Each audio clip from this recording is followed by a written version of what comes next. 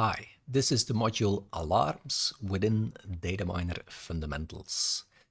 Within the Alarms module, we'll take a closer look at all the features that we have in the DataMiner system around the alarming, and in DataMiner Cube, the alarm console, which kind of features we have there available.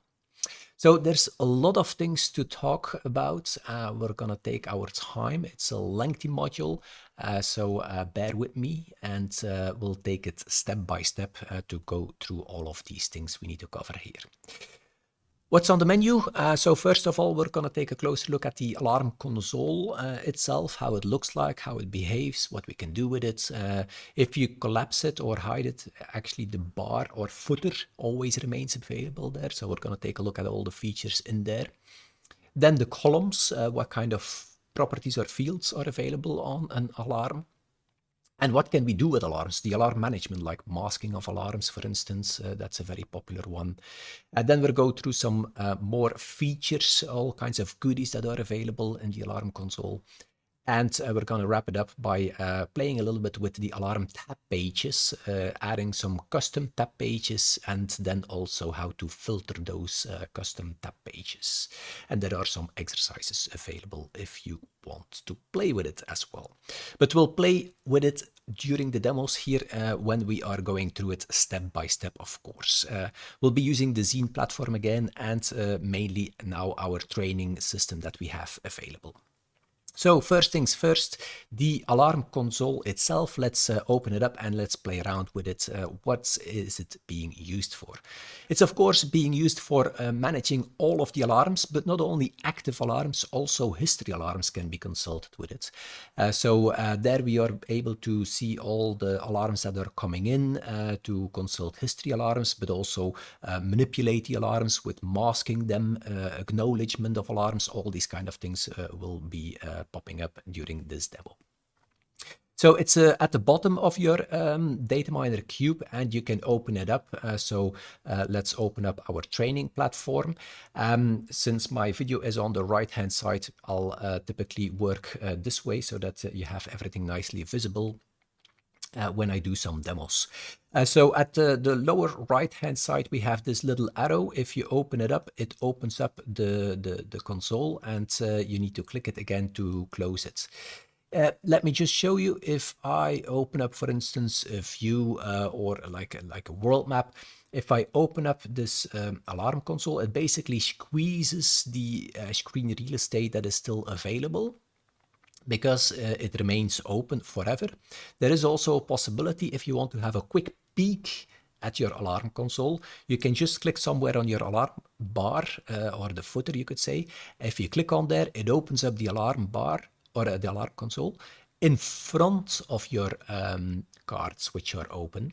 This allows you to have a quick look what's happening there. You can take a look at the alarms. You're happy with what you've seen, and then you can just click again anywhere on your display pane, and it will hide again. So you click to open, and you click somewhere else to close it.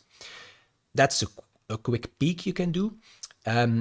If you want to keep it open, you need to click on that arrow on the right hand side, and then you can choose your size, of course, as well. There is also the possibility to double click on the footer, then it opens up also in docked manner. Okay, so that's how you can open up your alarm console, and let's take a look at it. We will always have by default 3 tab pages. So that's active alarms, information events, and masked alarms. Active alarms speaks for itself, all the alarms that are active in my DataMiner system. Information events, that's more about like audit trailing, what kind of things are happening, somebody connecting to the system, somebody executing an automation script, changing a parameter. So everything you do in a DataMiner system is being tracked with information events. So there you can see all the audit trailing, you could say, in your DataMiner system. And the masked alarms, that's for masking, suppressing of alarms. We'll play with that within the alarm management section. And then we can also have some custom tab pages. That's at the end of this module. We will take a look on how to add those custom tab pages there, potentially with some filtering on there as well. So let's take a look at our default tab pages we have. So we have all the active alarms in my DataMiner system, so I can see some alarms there. The information events, I can see that I have been doing some set, for instance, here on the left test level. I was maybe also executing some automation script here at the bottom. So all the different things that are happening, like opening up an element, it was also tracked here. All of these things are being tracked. That's like a sliding window, you could say, of all the things passing by. I can, of course, also consult the history of what happened yesterday, for instance. We'll talk about history later on. For now, this is just a sliding window, you could say, of the last 1,000 events or something like that, which is passing by here. Masked alarms, I currently don't have any masked alarms. We'll play with masking later on. So what else do we have? We have, of course, our alarm list and our alarm bar at the bottom, which is always visible even if I close my alarm console. We do have on the right-hand side 2 more buttons I want to discuss at this stage. So we have the maximize and the undock. Let's play around with that. So first of all, the maximize, yeah, very easy. It just removes the surveyor, removes the open cards. It just maximizes my alarm console.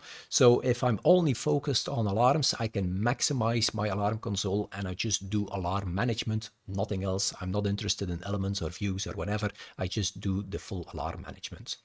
You can also undock it here. So if you click on the undock, it basically pops out the alarm console out of my DataMiner cube, and I can potentially put it, for instance, on a second monitor and maximize it over there on a second screen. If you close it again, it automatically pops back in, so that now I currently have no bar at the bottom of my cube. So if I dock it back in there, you will see the gray bar is again there, and I can also just collapse it again. So now it's back in my DataMiner cube. So that's the maximize and the undock of your alarm console.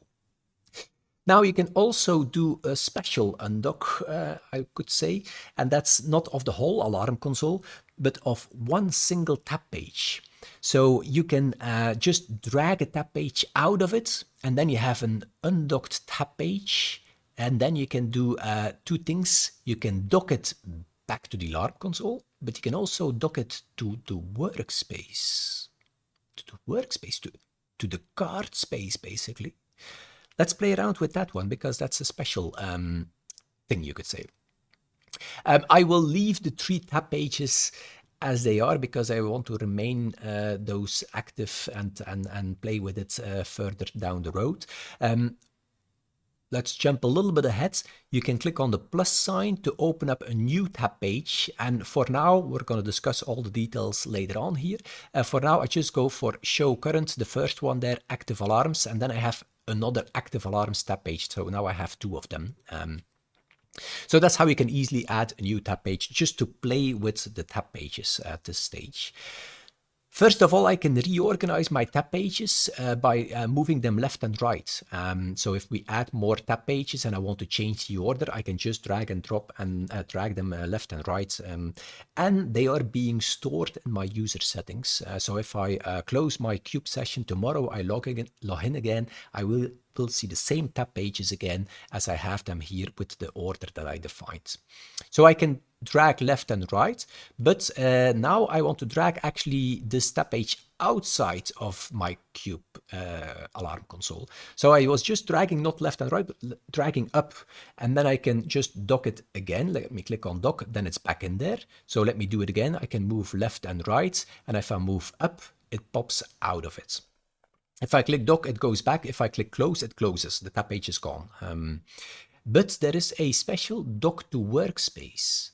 What is this? Well, if I do that, it pops up here in my workspace. And if I now close my alarm console, so I now created a workspace. Let me just maybe change the layout to a master left right.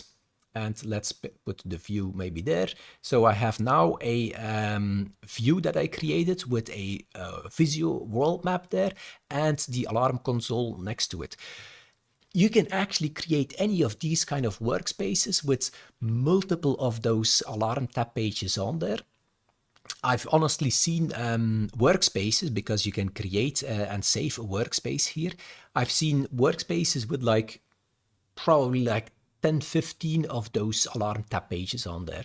And then you can say like, yeah, but then they are too small to take a look at all of them.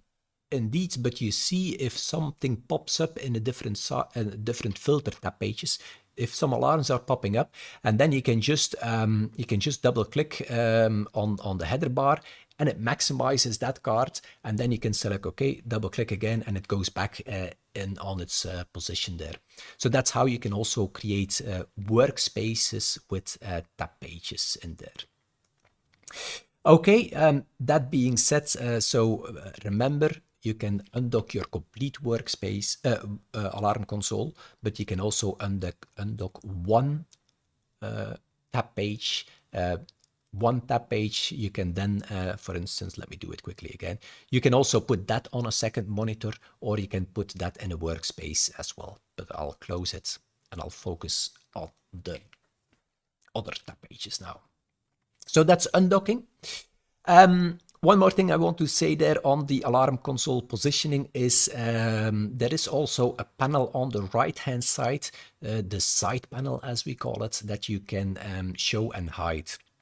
By default, it's not shown, but if you click on the little hamburger menu or alarm console icon there, or alarm console menu, then you can go for the show side panel. And then it will show a side panel on the right hand side with the details of the selected alarm. So whenever you select an alarm, it will show the details on the right hand side. Let me select this first alarm here. This first alarm is being generated on the element with the kind of cryptic name 00 alarm history. So you can see the name of the alarm there, the name of the element there. You can see the name of the parameter, audio output level, and you can see the full history here. That's kind of interesting because you can see the full life cycle here. It started with a new minor alarm, then it dropped, then it escalated, dropped, escalated, properties changed, dropped, escalated until we have it now. So you can see the value was 15 dBm when the alarm was generated, but I can also see the current value here is now 18 dBm. And you can click, there's also some alarm history there. The alarm state for the last 24 hours for the element and the parameter is also indicated. And I can click on there to open up immediately this element and go to the audio output level, for instance. Or if I just close it again, I can also click on the audio output level, and then it immediately goes to the audio output level. It drills down into the trend graph to immediately show you the trending and how this parameter evolved up to that alarm that we have here. So the alarm could be generated or could be caused by something that was happening yesterday, slowly degrading. That's something I can verify with the trending. So we have the history available, we have the real-time value available, and we have some hyperlinks or quick links available to the element and to the parameter. Okay, so that's the history and the current value, and as I mentioned, the link to the element, the link to the parameter, and I had the alarm card I still need to show. If any of those, let me close that one again. And if I click on any of those items in that history there, I can just click on there. It opens up the alarm cards.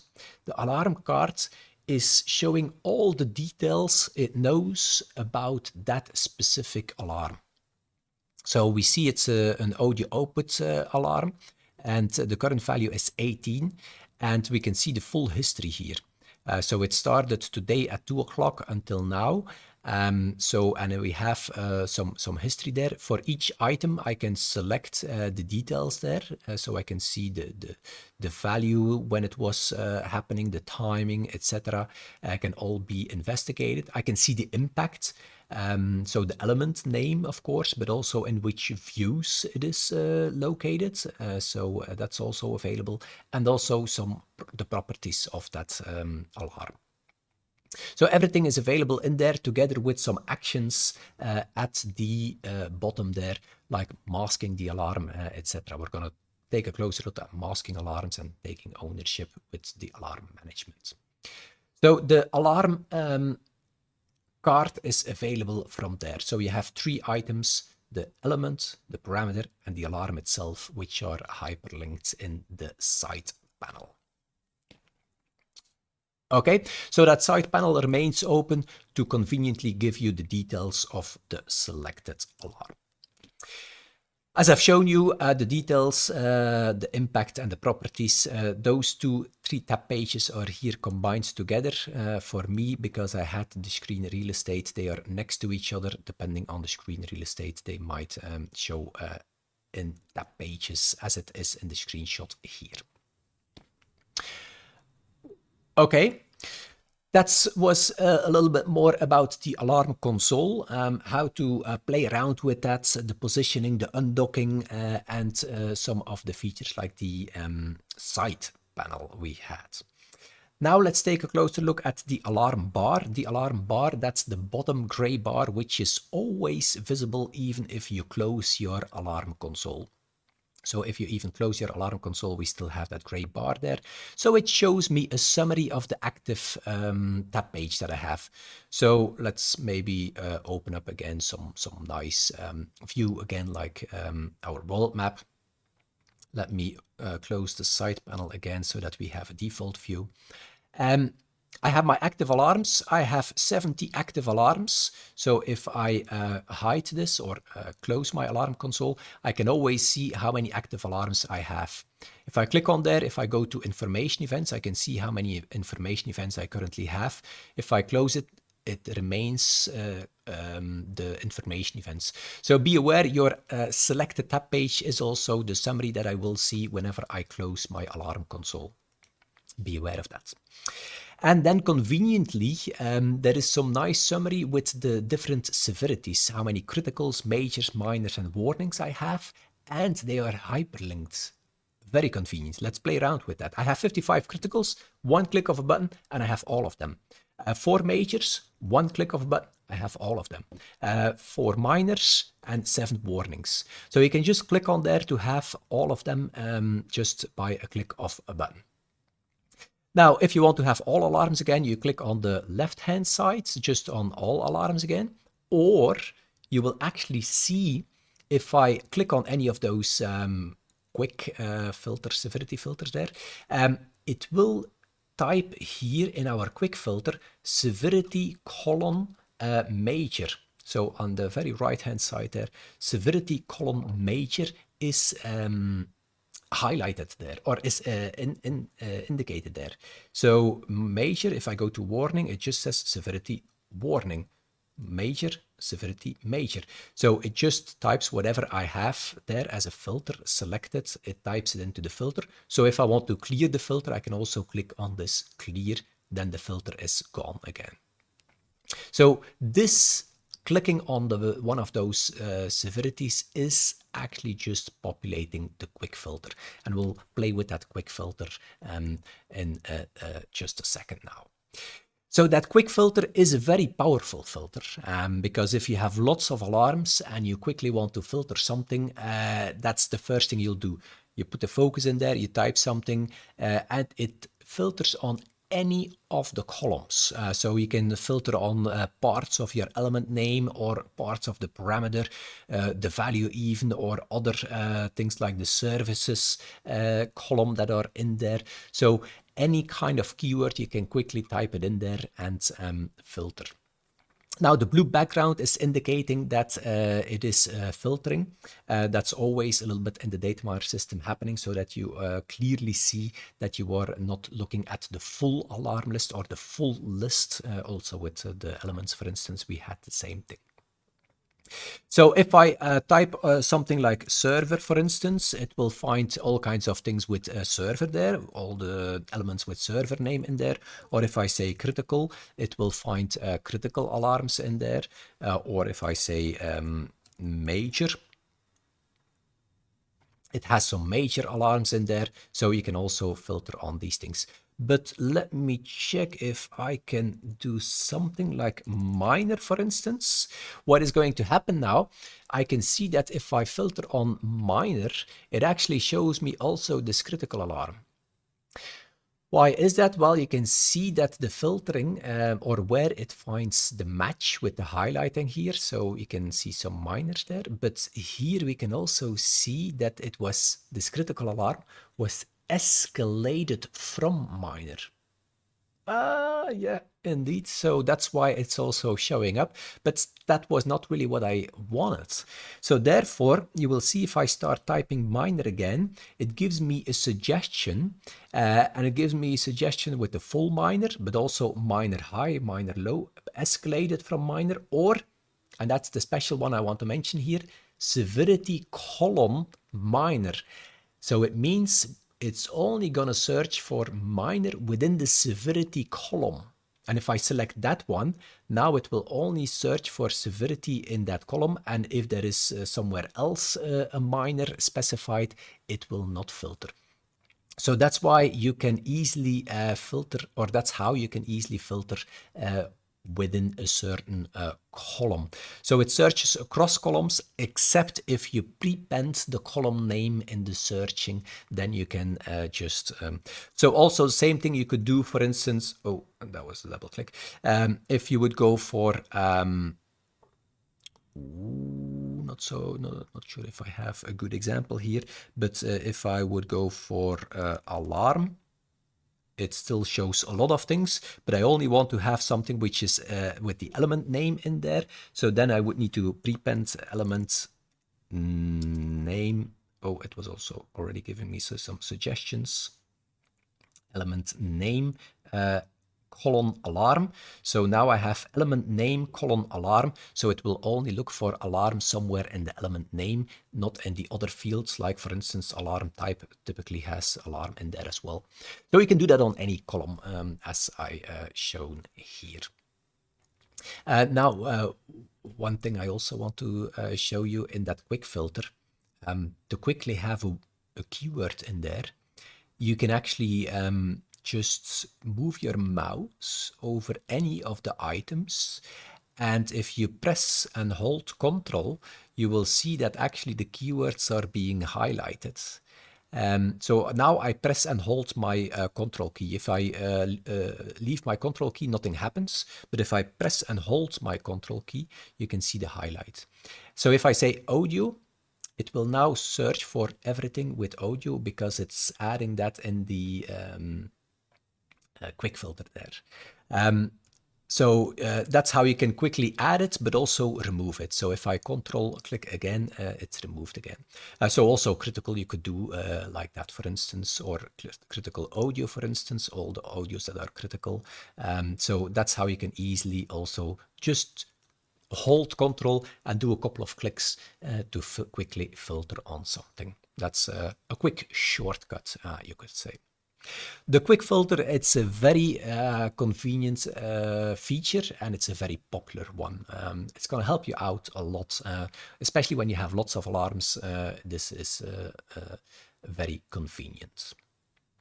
Okay, what else do we have there? Next to the filter, we have the alarm focus. What is the focus? The icon already shows it, and we do have, let me show you, some alarms have this focus icon and some alarms don't have this focus. So with this feature, you can just click on there and it shows only focus alarms. What is that? Well, it's actually our analytics module, which is taking a look at your system and kind of analyzing the alarms if they are kind of expecting or unexpected. Because typically you have alarm thresholds that are not so well defined, and you have alarms popping up every day, for instance, popping up at the same time. So if that happens, then it will say like, that's probably just clutter. We don't need to look at that. That's not such an important alarm. But if all of a sudden an alarm pops up there and it has not occurred in the recent history, then it's something like, that's probably something you need to look at because that's not the clutter that is always existing in your alarm console. So it's helping you out a little bit to identify the most important alarms that are requiring your focus, your attention. So if you take a look at those alarms first, you will probably already fix the most important alarms in your alarm console. So we have 3 focus alarms here, and note that they are also available here by clicking on the bulb icon there. So here you can say the 3 alarms are requiring your focus in the current tab. So if you click on there, it actually also helps you out by pointing that filter there. Let's have a quick peek in our alarm console on the Zine platform. Let me move it also above my video. So here, let's take a quick peek. We can already see 69 focus alarms. So here we have a little bit more of the focus alarms. We have more alarms in general as well. So we have like 600 alarms in this system. So yeah. 2 systems, 2 different alarm sets. Okay, so focus alarms can come in handy if you have lots of alarms to focus on the most important, or at least what analytics thinks is the most important. All right, another feature next to the filter and the focus alarm there is the RCA filter. What is RCA? That is root cause analysis. So we do have the possibility to add in the DataMiner system RCA chains or root cause analysis chains. It's basically telling the DataMiner system how the elements are interconnected. What is the relation between different elements? Like here we can see that the signal is going from an RF matrix to an IRD1 and 2 and then back to a transmission manager. So we do also have an example in here. If I'm not mistaken, I can quickly pull it up by... it's actually configured in the correlation module, the connectivity editor. We're gonna talk about that later on. So don't worry too much about that. But we have an RCA demo here where we have a couple of RCA devices that are connected to each other. So we're gonna talk about that configuration of those RCA chains later on. But we do have this RCA view here. Let me just show the result, where we have a couple of devices that are interconnected. So I've just shown you there is a connectivity chain defined as well. And we can see that there are lots of alarms happening on all of these devices. But it's typical if the first device in the chain is going into alarm and it gives a bad output, that all of the other elements down the chain will also generate alarms. So we basically have like an alarm storm that is happening, and we have lots of alarms that are all linked to the same problem, which is the root cause at the top of this chain. So to quickly see what is happening, I'm going to do a little trick here. So we have this RCA view here in the surveyor tree. I'm just going to drag and drop it in here. I'm going to show that later on as well, and just say show alarms, and I see all the alarms in that view. It's just to focus a little bit on this RCA demo. So we have a whole bunch of alarms in here, but we do have this RCA level column, which is showing me the RCA level, or you could also define it as the distance to the most probable root cause, the distance to the root cause. So it means that if my level is 0, well, then it's the root cause. And if it's 1, it's 1 hop, or if it's 2, it's 2 hops to the most probable root cause, or 3 hops to the most probable root cause. So that's the distance to the most probable root cause. So if I now take that filter, and if I say I'm only interested in 000, the root cause alarms, well, then I only see 1. the top alarm or the top element, which is in alarm. That's the one that I need to focus on first. If I fix this one, I probably fix the problem, and all of the other alarms down or elements down the chain will probably go into a normal state again as well. So that's the RCA level. So you have some level that you can select in between as well. If I go back to none, it will go back to all of them. You can also filter, sort on there. You can just click on the header bar there, and then you can say, okay, show me the root ones, the level 1, 2, 3, etc. Level, yeah, that's the level 1, 2, 3. Why is there none, 0, none in there, or none, 1, none?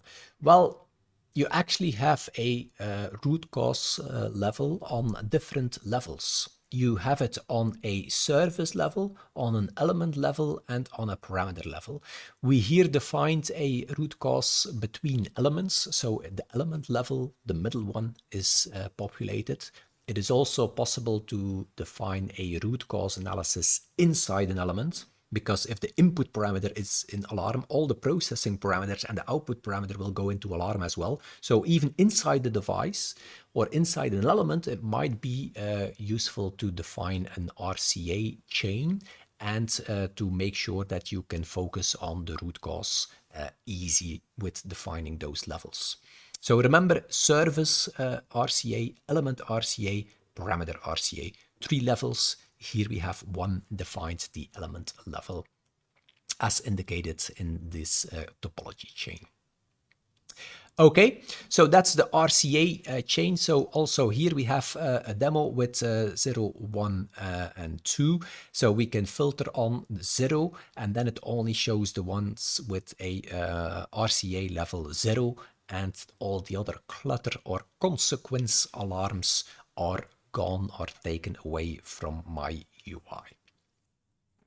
So that's RCA and how it can help out by defining or finding the root cause of the problems. What else do we have there in the alarm bar or footer, as I tend to say? We have there an icon, history slider. What is that history slider? Well, it's actually the possibility to do like a rewind on your alarm console, because typically the alarm console, let me go back to my system. So it shows me the active alarms of my current system that I have here today, now at this point in time. But what if I want to take a closer look at how the alarm console looked like earlier today, or maybe even yesterday? Well, you can do that by just clicking on the history slider, and you can already see a graphical presentation of how many alarms I had over time. And I can just take the slider we have here, and I can just go back and, for instance, go back to yesterday. Let's say I have here a little bit of a peak, you could say. Yesterday around 7 o'clock in the evening. And then it will just basically show me the active alarms yesterday at that point in time, load and show me what it looked like at that point in time. I can also click on the clock icon to specify an exact time as well. That is also possible. So it's like a rewind. I can go at any point in time there to load those alarms at that point in time, and I can go back to now. So it's like a rewind, you could say, on your alarm console. You can rewind back in time and take a look at what alarms were active at that point in time. Be careful, we're going to come back to history. When I say history alarms, I want to take the alarms that happened yesterday. I can load the alarms in a certain time frame, that what was generated. Here we go back to a point in time on which alarms were active at that point in time. So there is a difference there between the history that I will cover later as well. So the history slider goes back in time to a specific point in time. Okay, so that's the history slider that we wanted to discuss here. What else do we have available? Well, we skipped a couple of buttons there in the middle. Those three buttons allow you to switch the view of your alarm console. So it switches the view between the list view, the default view, the statistical view, and the report view. So you have three items, three views on your alarms. The default one, if I go back here, the default one is the list view. We can also go to statistical view, and we can go to the report view. So what is the statistical view? Well, let's just play around with it. The statistical view gives you a statistical view. And it does it according or starting from severity, elements, or parameters. So let's first start from severity point of view. So it groups everything together, and it says how many criticals, majors, minors, warnings you have. And then how many elements, and then how many parameters. So it allows me to also click on there so that I can select, for instance, the warning alarms and see which ones are generating the warnings, or the majors, which ones are generating the majors. Or I can click again elsewhere, and then everything is selected again. Or I can also take a look which elements are generating most of the alarms. I can see my Microsoft server is generating 6 alarms. I can click on there to see which ones, and I can see the severities. Or I can go from a parameter perspective, which parameters are generating most of the alarms. Well, the audio output level is the most popular one because we have lots of IRDs on there, and they are typically critical.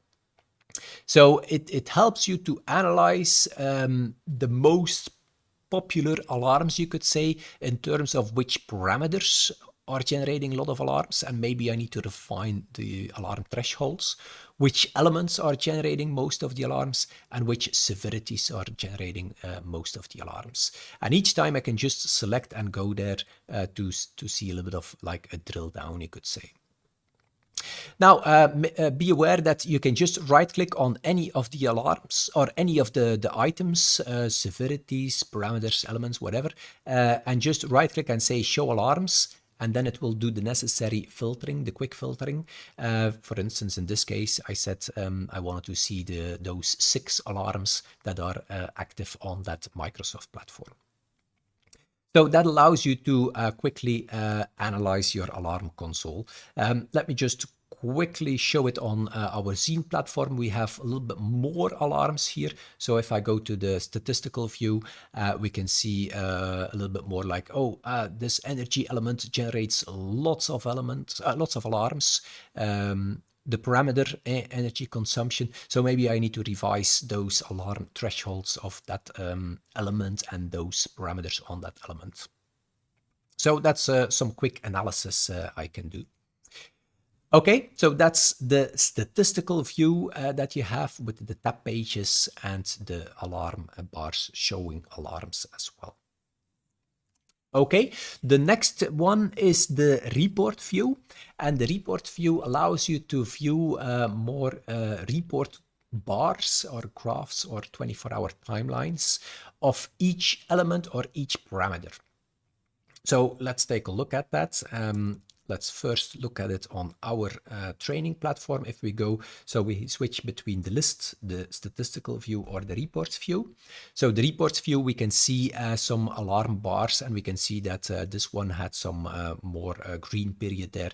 But this one is not that active. So let me go to the Zine platform. So the Zine platform, if I move that one to the reports, we might have some elements there, like for instance, this one, I can see that this one generates some more activity there. So also these ones here are generating more activity. So it's a kind of a visual way of seeing if certain things are happening in your system that require your attention. If, for instance, it continuously goes in and out of alarm, then you might need to take a look at it. But also certain things might be related to each other. So we see that at the same point in time, those ones are going into alarm. So they are indeed related. I can see it in the name as well. So it's also this kind of visual indication you can have on related elements, but also on a parameter level, you can do the same thing. Okay. So that's more a statistical view I can have, or a reports view, I should say, on my alarm console. Okay, that was about it for the alarm bar. So in the alarm bar or the footer, we saw the different filtering options we had with the quick filter on the right-hand side, and some different views we had on our alarm console. Now let's take a moment to take a look at the alarm columns. So the alarm columns are available by default here. We have the name of the elements, the parameter, the value, and of course the time and the root time. What's the difference between the time and the root time? Well, the root time is when it originally started the alarm, but it might have had some updates along the way, and therefore the time is actually the time of the last change of the alarm. The severity, the service impact services, RCA level alarm type, what has changed basically, and we can add some more columns. I'll play around with that. So those are some default columns. You can just drag the columns left and right to rearrange the order of the columns. You can change the sorting. By default, the most recent alarm will be added on top. So the default sorting is time. Whenever an alarm updates, it will appear at the top. Whenever a new alarm enters, it will appear at the top. So that's the default sorting. You can also resize the alarms, of course, and we can add some quick actions here. That's what I will do in the demo now. So be aware, all of these changes you are doing, adding columns, changing the width, changing the order, the sorting, all of these things is your personal view on this alarm console or this tab page, actually. And it is being stored in your user settings. One thing maybe to remember about those user settings is that you also, let me just quickly show that. If I go to the settings, you will have a whole section on the alarm console. And you do have all kinds of tab pages you can add there as well. Note that those tab pages that you can add in there, you can also configure them as group settings. So it's possible as an administrator to define some tab pages that you find interesting, like for instance, critical alarms or unacknowledged alarms. That is interesting for everybody.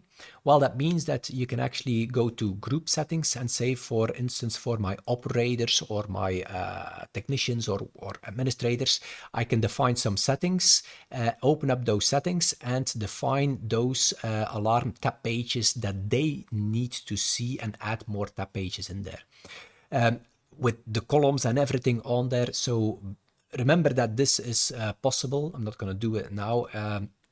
But if you define certain tab pages to apply that to a larger group of users. But what I want to talk about is the alarm columns. So we do have some columns available that are speaking for itself, I believe. So I already explained the time and root time, but we have a whole bunch of other columns we can add. Let's take a quick look at that. So we have our audio output level alarm here, which is there, but we can also right click on any of the header bars. The icon is already visible. That's the red indication there in front of it. For an element, we can also add, for instance, the polling IP address. The IP address of the element might be interesting. The protocol it uses, the type, so you can add some additional information there, whether it's a focus or not. I'm not going to go through all of them. Severity duration, if I click on it, show or hide, I can quickly have a peek there. So I can add the severity duration. It's more an indication of how long the alarm is already active. Might be a little bit more clear instead of just showing a time. You can see this time popping up or counting up on how much or how long it was already in that severity, how long it was already critical or major. The service impact is shown by default, RCA I discussed. Like I said, I'm not going to go through all of them. The owner, we're going to come back to some of them in the alarm management. The alarm description is something I will talk about later. It's and corrective actions. It's additional information you can give in an information template to explain to the operator how they can easily handle this alarm, what the alarm is about, and how they can fix the alarm. Some SLA specific stuff, impacted views. You can play around with some of them there as well. Heat lines, that's a cool one. That's that 24-hour timeline that you can add for an element and a parameter. You can immediately visualize that to have more a graphical presentation of how your element has been doing in the last 24 hours, a visual indication of that. Those actions, I'm going to add a couple of those actions because we will play with those actions later on as well in the alarm management. To take ownership or to mask an alarm or to clear an alarm. So copying an alarm, for instance, is also in there. So you have several things. Those are action buttons that are available now here at the right-hand side. I'll play with them just later on as well. So those are some actions. Hyperlinks, I'll come back to hyperlinks later on as well, so you can visualize hyperlinks in a column as well. Remember that we had some properties that we added on an element. So we added a property class gold, silver, bronze. And I can just quickly add a class property here as well. So you can see now I have my element class. So I can immediately in my alarm console see if I'm working here or if I'm having an alarm here on a gold, silver or bronze alarm. So I can immediately see that in there as well. Or any of the properties that you have added, you can also, of course, visualize those. The element, service, and view properties are available. So if it's located in a site which is manned or unmanned, it can also be shown with the view properties, for instance. So those are the properties that can be added. Alarm properties, I'll come back to that one because that's a special case. We already covered the element properties, service properties, and view properties, and we have a set default columns there as well. So just to show you that I'm not lying, so we do have my alarm history element here, 00 alarm history.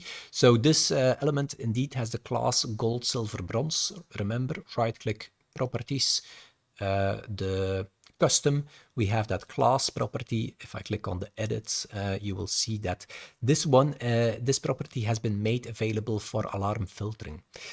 My example that I created was probably not activated for alarm filtering, so you need to make sure that this is available for alarm filtering before it will pop up in your alarm console as a possible column there.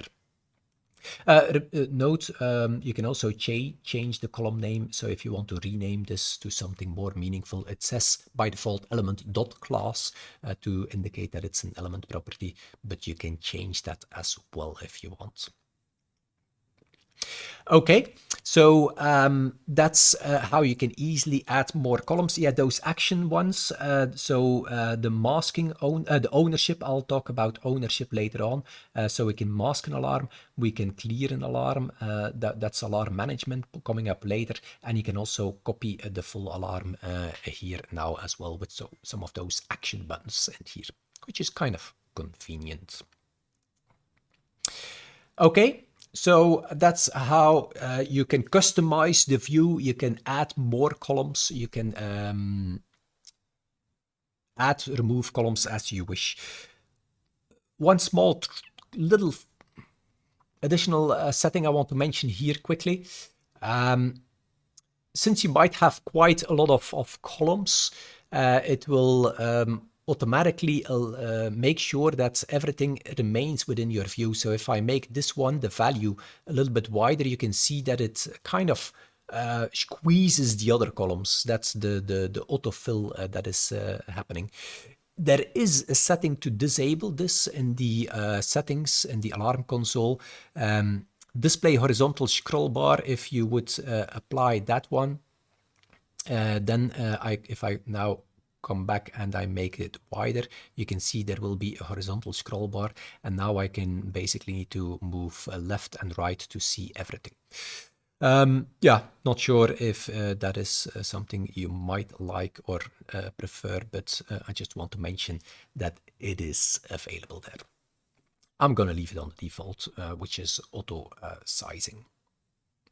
Okay, so that's the columns, and the columns you can add in there. There is that special one that I skipped, that is the alarm properties. So we saw before that I can add additional information on an element, a view, a service. Okay, and I can also visualize it. But alarm properties, yeah, those alarms are coming and going a little bit more. So what is an alarm property? Well, simply said, adding an alarm property, it's like adding an additional custom column into your alarm console.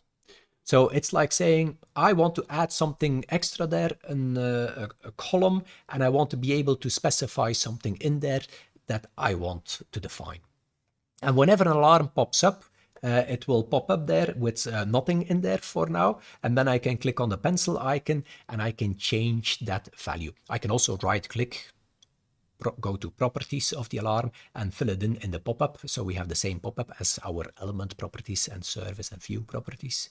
So I can also type it in there, but inside the alarm console, I can immediately edit that one in there as well. So let's play around with that. And let's add an additional column that defines, for instance, the trouble ticket ID. Maybe I want to link it to an external trouble ticketing system. So therefore, I want to be able to define that trouble ticket in here. So let's just right click on any of the alarms and go to properties. And if I take a look at that and go to the custom, I can see that there are already some of them on there. I'll just ignore whatever is on there, click on the cogwheel again to add a brand new one, which is going to be Bert underscore tickets, a trouble ticket ID. Update the alarm on value changing. Whenever an update happens, a new alarm is updating. Again, as with the other properties, anything can be specified, or it needs to match a regular expression. That's interesting when a trouble ticket ID, for instance, only consists out of numbers. Then you can specify a regular expression for that, or maybe a couple of letters and numbers combination, or with a dash. A regular expression, you can Google on that. There's a lot of things you can do with that, but that's beyond the scope of this training. Or again, with possible values, gold, silver, bronze kind of thing. I'm just going to go for the easy, whatever you define is fine. Okay, so I have my new property that is being added into the system. So now this will become available on any alarm, but I still need to visualize it. So now I need to go and right click on any of the columns, add and remove a column all the way down. I need to scroll even. And then I go to alarm properties. And within the alarm properties, I have my BERT ticket, which is available there. So I select my BERT ticket. And now I can see that the BERT ticket, let me maybe move it up front a little bit. Oh. Make it a little bit bigger. So now I have this ticket thing in here. So I can say, oh, I have an alarm here. I want to associate a trouble ticket 1, 2, 3, 4, 5, 6 on there. Hit enter, and it will basically assign that number on there. So that's how you can easily add additional information, a ticket or whatever could be added to this alarm. Note, I'm now doing this in a manual way. Note that this could also be done in a more automated way. That maybe, for instance, automatically a ticket is being created and the ticket ID that is being retrieved or pulled back is being populated in here by the automation scripts doing the magic behind the scenes. In this case, I could manually create a ticket and then go back here and type over the ticket in here, but you could maybe potentially more automate that. Okay, so that's how I can easily add additional columns, add additional information to my alarms. So we had a whole bunch of standard properties on an alarm. We had some the element view and service properties like the gold, silver, bronze that we can also leverage in here so that we can immediately see if something is happening on a gold, silver, bronze kind of thing. Or we can also even add now here additional custom columns next to that, the regular columns that we have in DataMiner. Okay, so that was a little bit on the columns. Let's move forward to the alarm management. So within the alarm management, we will manipulate the alarms a little bit and take a look at what kind of alarm management features we have available. The first thing I want to mention is just alarm linking. It's not really management, but I want to first make sure that we are aware of that lifecycle management that automatically happens in a DataMiner system. So it's not us managing that, but DataMiner automatically manages the lifecycle of an alarm. So that's that history that is linked together. We saw it in the side panel. So let's take a look at it again. We had in our side panel, let's open it up again, the side panel. We had a new drop and escalate. A whole history is happening on this alarm starting from earlier today until now. Well, actually, you can also click on the arrow in front of the alarm and you can see that whole life cycle in here as well. So if I just hide the side panel again, I just have everything here. So it started at 2 o'clock and 12 minutes. So that's the root time. So the root time always remains the same because that's when it originally started. But over time, a minute later, and then oops, I was scrolling. A minute later, and then like 15 minutes later, and then like an hour later or more, it was changing again. So several changes already happened during that lifespan of that alarm. You can always right-click on the alarm as well to open up the alarm card. There we also saw that we have that life cycle, and we see that life cycle here as well. Okay, so that's the default alarm linking that is happening by the DataMiner system. A special kind of alarm linking is the correlated alarms. Because we have correlated alarms in a DataMiner system that are basically generated by or grouped together by the correlation engine.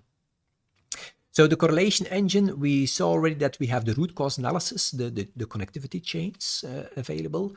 But in our correlation engine, we can also say, well, if this and this and this and this condition is happening in my system, then I want to group them together into a new alarm to say like, okay, it's probably this is the problem. You don't need to worry about the gazillion alarms that are happening. It's just this is happening. And because of that, we have some consequence alarms.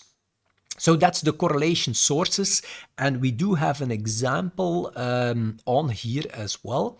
So we have here an EPNO margin alarm, and we can see there are multiple events detected. The rain fade kicked in.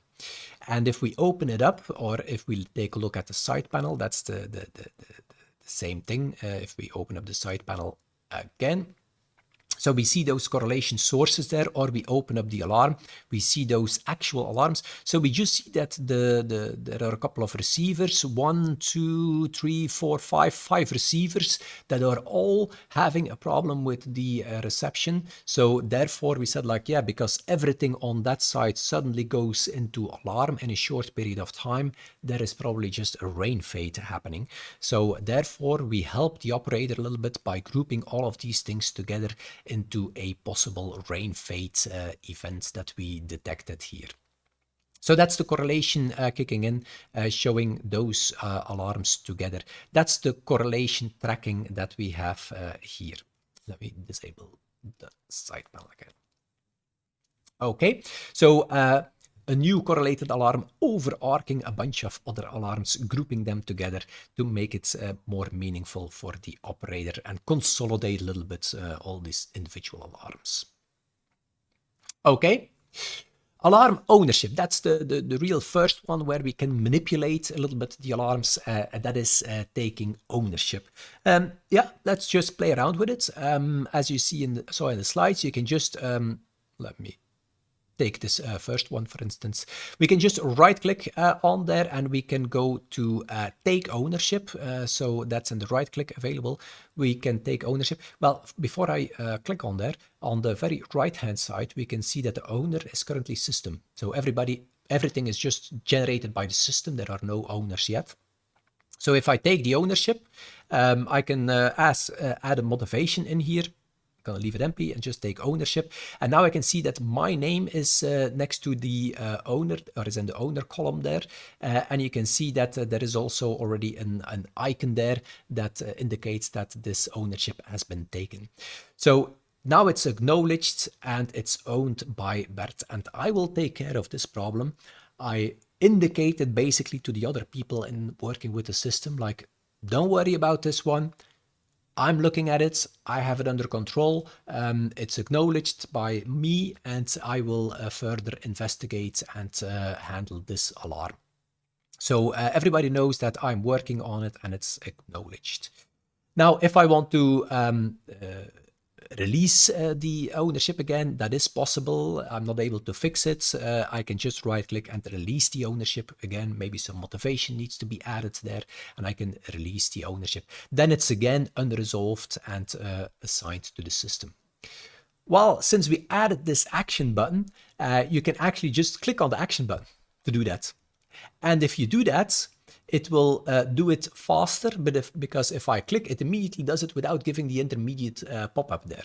So whenever I click, it basically assigns or unassigns, so I can just quickly click or unclick it again by a click of a button. And you can also see it nicely with the color coding that I have those alarms acknowledged or not. So that's the alarm ownership.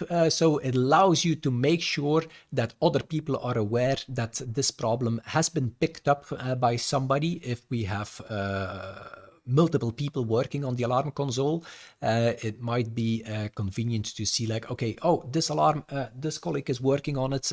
Oh, there's a new alarm. Nobody acknowledged it yet. I'll take ownership of it. That's how you can easily work with the alarm management.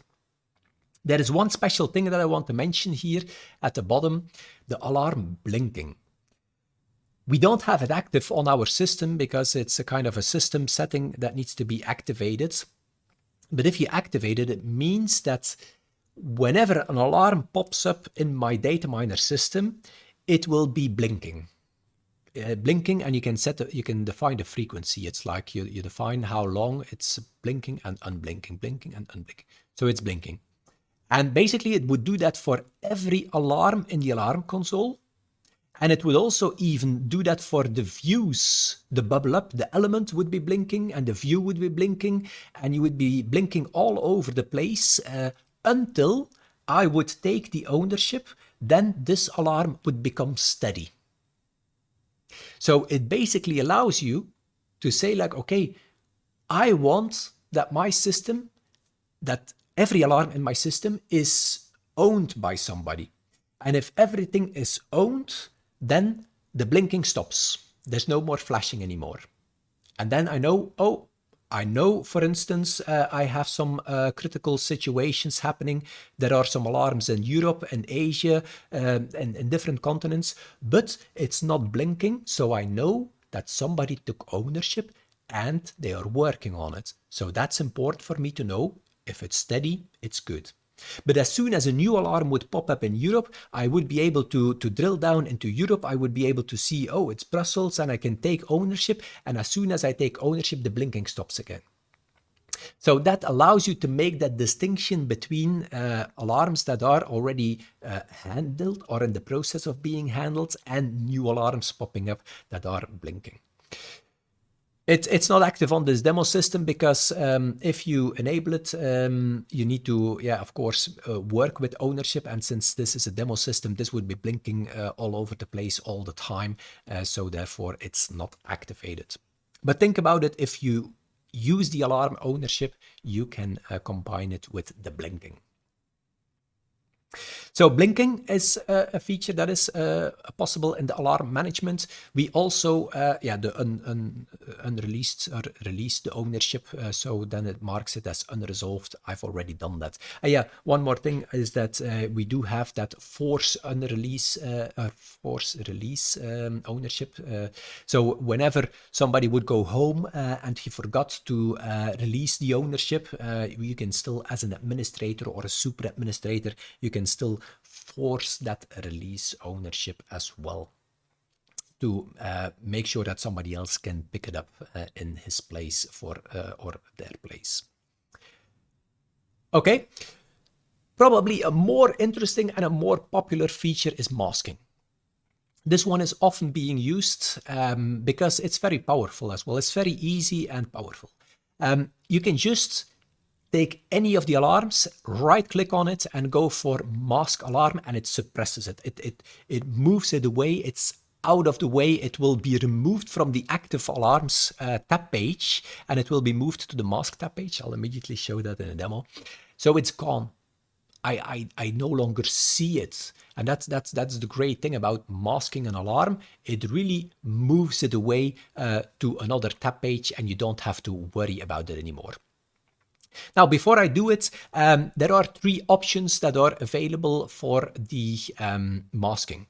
You can mask it for a limited period of time. For instance, an alarm pops up and I say like, yeah, I know they're working on it. They probably need another half an hour. So I mask the alarm for half an hour.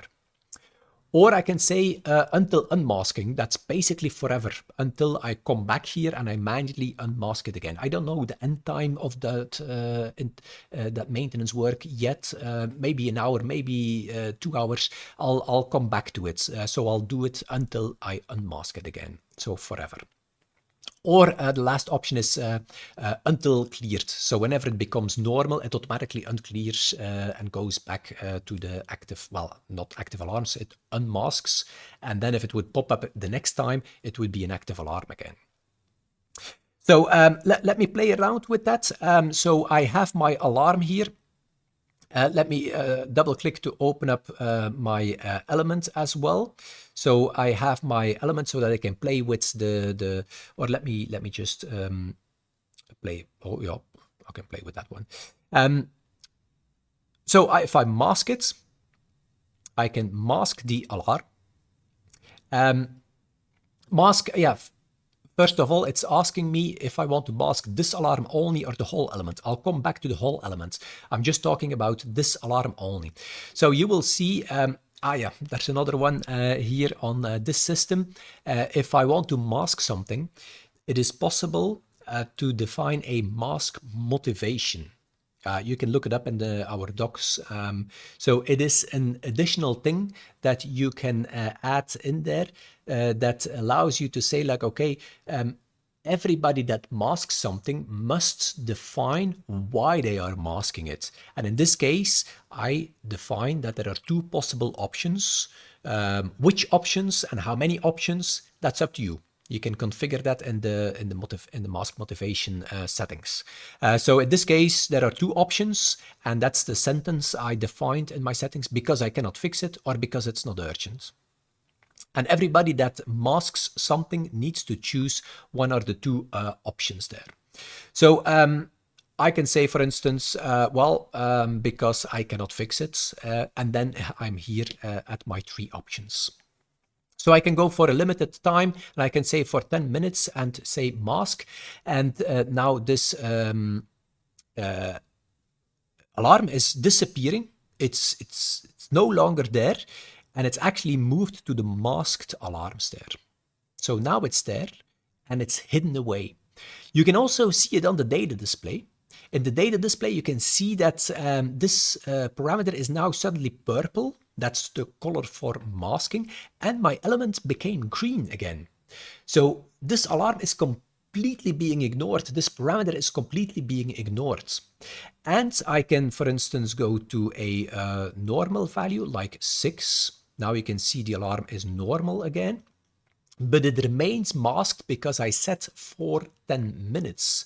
So now if it comes back into alarm, it will come back into a minor alarm there, but it remains masked for the 10 minutes. Whatever happens, if it's the alarm goes up and down and whatever, it remains masked for 10 minutes. At any point in time, I can mask it, I can unmask it. If it's a little bit earlier, my maintenance work is done, I can unmask it again. Or I could say like, oh, I want to mask it yet again, this alarm only, because I cannot fix it. But now I need, for instance, oh, it's gonna take at least 1 hour. So 1 hour, I'm gonna mask it again. And now I'm masking it again for another hour because I want to revisit that maintenance window.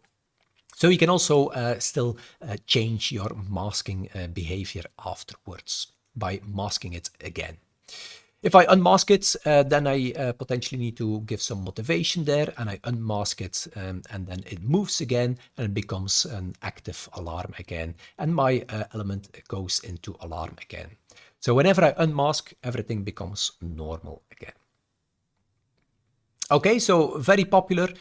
You can easily select any of the alarms, mask them for a limited period of time. Until unmasking is indefinitely, and until cleared, I can just quickly show that. If I mask the alarm, this alarm only, because I cannot fix it, until cleared, then whenever the alarm, let me go to the masked, so now it's masked, and whenever it becomes a normal alarm again, it's automatically being removed. So if it would generate an alarm again, it will immediately pop up as a regular alarm again, no longer masked. That's the until cleared. Very popular used, but probably even more popular on elements. So yeah, it's moving it to the mask tab page. I've shown that to you, and we can mask an alarm again. So if I say after a couple of minutes, I will need more than 10 minutes, I can add an hour, and I can unmask at any point in time. I've already shown that to you. But the element masking is probably even, yeah, the purple color. I've mentioned that as well already, and the alarm color coding that is not influencing anything. But element masking is probably the most interesting one, or even more popular than alarm masking, because then you can say like, yeah, I'm working on this device, I'm generating a first alarm, baby, but yeah, there might be some other alarms also happening on the element. So I actually want to mask the complete element. That's why if I right click on the alarm and I want to mask the alarm, it also asks me, yeah, well, only this one or the whole element. Well, indeed, maybe the left test level will also generate some alarms, so let's go for the whole element. And again, I have those options again for a limited period of time, until unmasking or until cleared. Let's go again for 10 minutes. I will mask it for 10 minutes. And now if one of those would also go into alarm, 99 here is an alarm, then it would be popping up immediately as a left test level alarm here. Or if I would go for this one, minus 85. Yes, step size. So if I would generate another one, the right test level would also be popping up immediately as a masked alarm.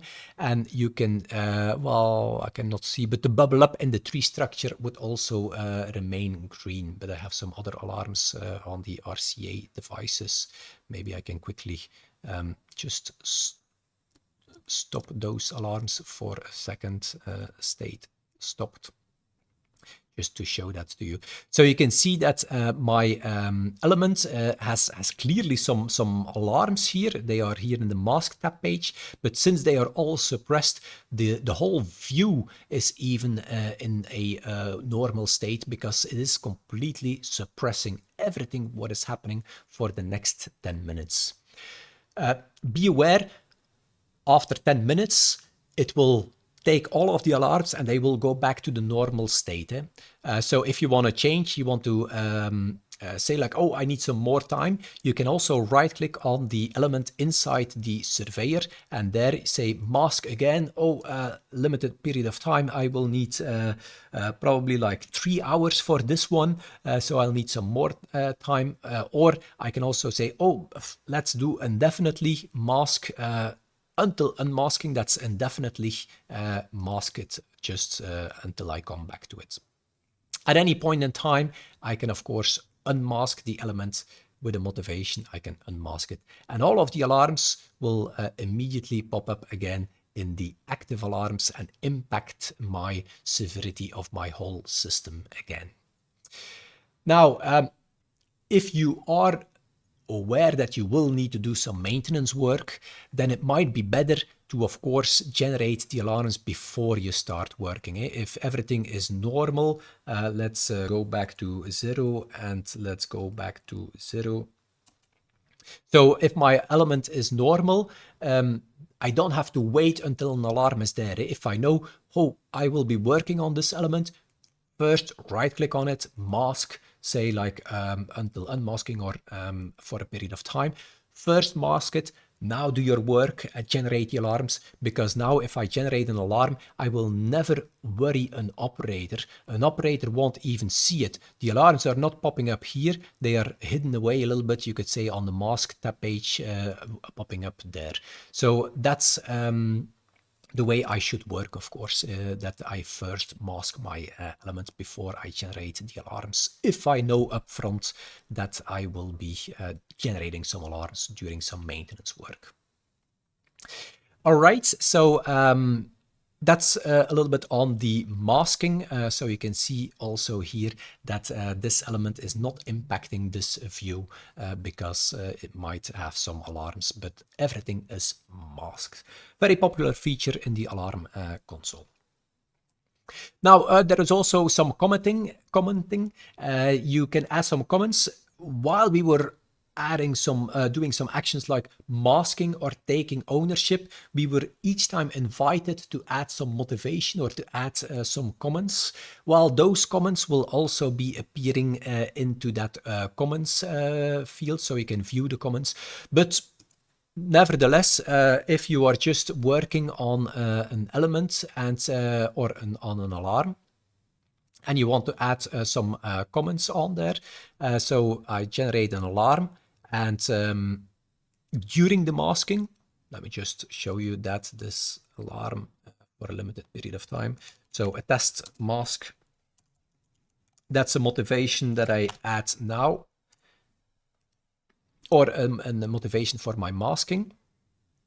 So it's now masked, but I can maybe add some more comments and need more time or whatever, so I can add some more comments to it. So you can visualize the comments by adding and removing the columns, the comments, there it is, so you can see when the last comments were added there. But more conveniently might be to just view the comments in a pop-up, because then you can see my test mask that I was doing for 10 minutes, and then I need more time. So you can see the full history of the comments in this pop-up. You can also show them here in there as well. And during my life cycle, I will see them in there with all the life cycling happening there. So that's my comments that is happening during some of the other alarm management, but also ad hoc, I can just add a comment and view some of my comments. But you can also visualize them in your alarm console. All right, clearable alarm. That's a special one. Because clearable alarm, let's first take a look here on this schematical overview at the default states. So what happens if an alarm pops up in my system, DataMiner detects it and it generates an alarm with the state open. And things can happen with it. You can do certain actions, maybe it can escalate, it can drop severity, all of these things can happen, but it remains open throughout the whole life cycle until the alarm is gone. We no longer detect the alarm on the elements that we are monitoring, and then the alarm is being cleared, and being cleared means that it disappears from my alarm console. So it's open or it's cleared. Cleared is gone, out of the picture. There is that special masked state, but let's not worry too much about that for now. Now, what is clearable alarms? It is a special state that we add in between the open and the cleared. And it's called clearable.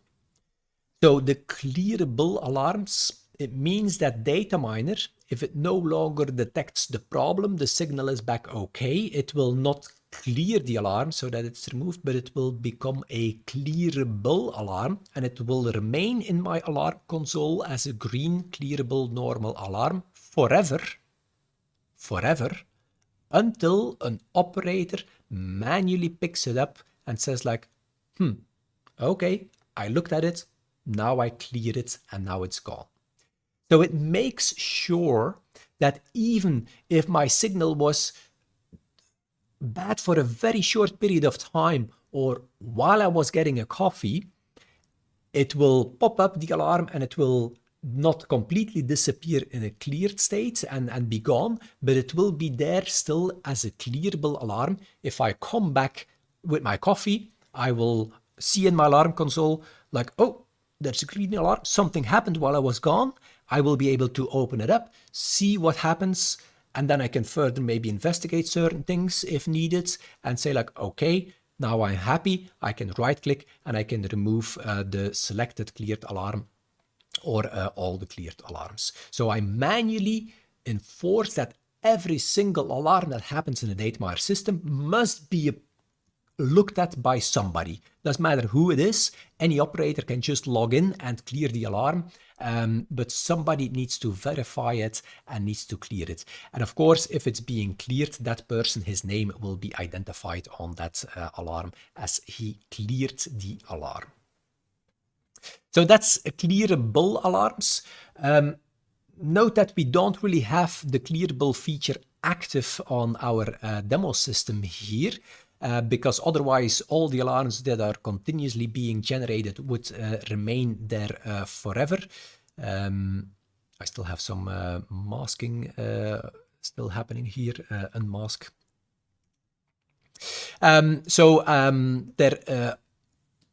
The clearable alarm, I do have a little trick, because clearable alarms can be activated on a system level, meaning that for any alarm it can be activated, but it is also possible to activate it only on specific elements, on specific parameters, on specific alarms. And that's what we did with this clearable element here. This clearable element has two dummy parameters to play with, and just a little peek, it's more configuration stuff, but if we right click on the element and we go to protocols and we say that we want to view the alarm templates, let's take a look at the alarm templates and let's maximize it. We have those two dummy, and there are some thresholds defined. I don't really worry about the thresholds. I will generate some alarms. But if we go to the farmost right-hand side, we will see that the auto clear is by the bottom one, the second parameter, just the system default, which is the default, but this one is auto clear false. It means that this single parameter here, the dummy number one, maybe that's an important receive level or something like that, and I don't want to miss any alarms on that, so I can say whenever an alarm happens on this receive level, it must always be looked at. No matter what, how short the alarm was, or even if they went for a coffee break or whatever, they need to look at it when it's why it happens. So that's what is activated on this dummy number one parameter. So this one, the auto clear, is not active. So let's play with that and let's generate an alarm on both of the elements. So both of the elements are parameters are generating an alarm. So both of them are generating an alarm, dummy number 1 and 2. And let's now clear both of them, go back to 0, 0. And 2 is gone, but number 1 remains. So number 1 had the auto clear enabled. So indeed, this alarm remains there. So if I went for a coffee and I come back, I will still have this alarm here, like, oh, something happened there. I can open it up. I can investigate it. I can take a closer look at it, and I can say like, oh, yeah, I looked at it. I did the necessary procedures, and now I can right click on it and I can just clear the alarm as potentially add a motivation there and say like, bam, now it's gone. So every single alarm that this one is generating here is going to be looked at and approved by or handled by an operator. So that's the clearable alarms that you can activate. So you can activate it for all your alarms, but you can also activate it for a selection of very important alarms that need to be handled individually, case by case. Okay, so that was the alarm management and all the possibilities to tweak alarms and manage your alarms. Now let's take a look at a couple of alarm features as well. So we have some more features we want to take a closer look at, and that's going to be mainly in our right-click menu. So some of them here that we're going to cover. So we have that open alarm card that we already looked at, but also the element or the views above it can be opened. So whenever you have an alarm, you can open up all the associated cards, the alarm card element or view cards that are associated with the element. The double click is by default opening up the element card. You can change that double click behavior as well. You can immediately change the element state as well. I'm not going to go into change that for alarm configuration management. The copying might be interesting as well. If I right click on the LMB1 supply, you can copy this single cell. So sometimes some of those can have quite a lengthy or a very precise number in there. So you can right click, say copy that number, that cell, but you can also copy all the visible cells of the whole selected alarm or all the columns, but that might be kind of overkill because we have many columns. So if something is missing and maybe you want to also add some column that is not visible, you can also go for custom and choose the custom columns that you want to be copied. Then you can easily paste that into an email or into some documentation you're currently creating. Setting an alarm as unread, maybe you have noticed that I have in my active alarms 48 unread alarms. So I have in total 64 alarms, of which 48 are unread. So each time a new alarm pops up, it is like bold and unread. If I select it, it becomes red. So I can basically do a select all, Control A, and now everything is being read. So also right click, select all as possible, or Control A is possible. So now whenever a new alarm will be popping up, I'm just generating an alarm. It's again red and I can select it. Now, if you want to set one unread, then you can just right click and go for that set alarm as unread, and then it will be unread again. Note, this is for my user only. This has nothing to do. Other people will have other items read and unread. So this is my personal view. Has nothing to do with other people working on the system. So if I log in with my user, I have those alarms being read and unread.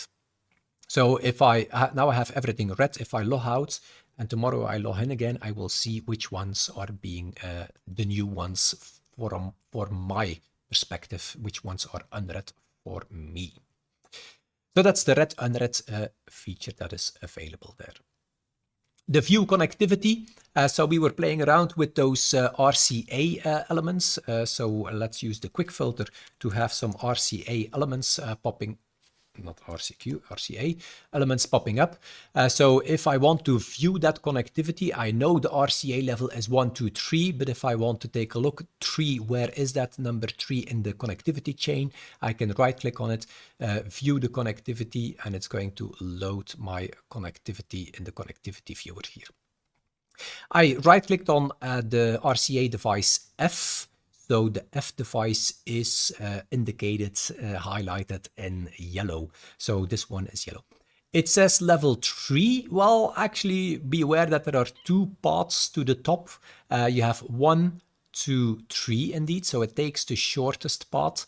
You do have also a longer path to the top. So if there is more than one path, it will take the shortest path and indicate the shortest number as hops to the most probable root cause, the top. Note if device A would be without an alarm, out of alarm, then my level would decrease with 1 because it's only the number of ones that are in alarm on top that are taken into account. It's to the alarm that it's, so let me open up device A just to show it to you. And it's that audio output level. Let me put it on 6 while it loads in. So now my RCA levels are all changing, and my device F now has a level 2. So now if I go to the view connectivity and I take a look again at that same connectivity, now the level 2 is 1, 2, no longer 3, because this one is no longer in alarm. So just for you to know that it's really up to the alarm, of course. That's the RCA chain that you can immediately view from the right-click menu as well. Some more right-click menu, or let me show, let me quickly see if, yeah. Some more menu items, but now taking a look at the alarm console icon there, the hamburger menu there. If we take a look at that one, what else do we have in there? Well, text-to-speech. If you want to have some audible alarms, there are actually 2 possibilities, text-to-speech, and you also have, it's here, audible alert. Let me play with it in the alarm console.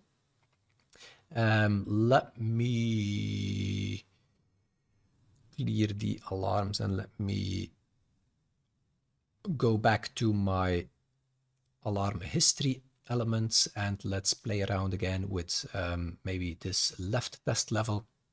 But first what I will do is I will activate a text-to-speech. If I activate this text-to-speech, beware, I activated text-to-speech. It's on this tab page. This tab page doesn't have it activated. Neither does the masked alarms. So the active alarms has text-to-speech activated. So whenever an alarm happens, yeah, typically you won't do it on the active alarms because you have lots of alarms happening, but maybe you'll have that on critical alarms, for instance. We'll add some custom tab pages later on. So let me pump up the volume a little bit so that we can hear what is going to be said. So if we're now generating an alarm onto this one. There's a critical alarm on element 00 alarm history, parameter left test level. Its current value is -93 dB. So it nicely reads out the whole alarm. There is a second possibility. Instead of using text-to-speech, let me disable the text-to-speech and let me go to audible alerts. There is also an audible alert you can activate. If you enable the audible alert on this tab page again, you can select an audio file or a WAV file.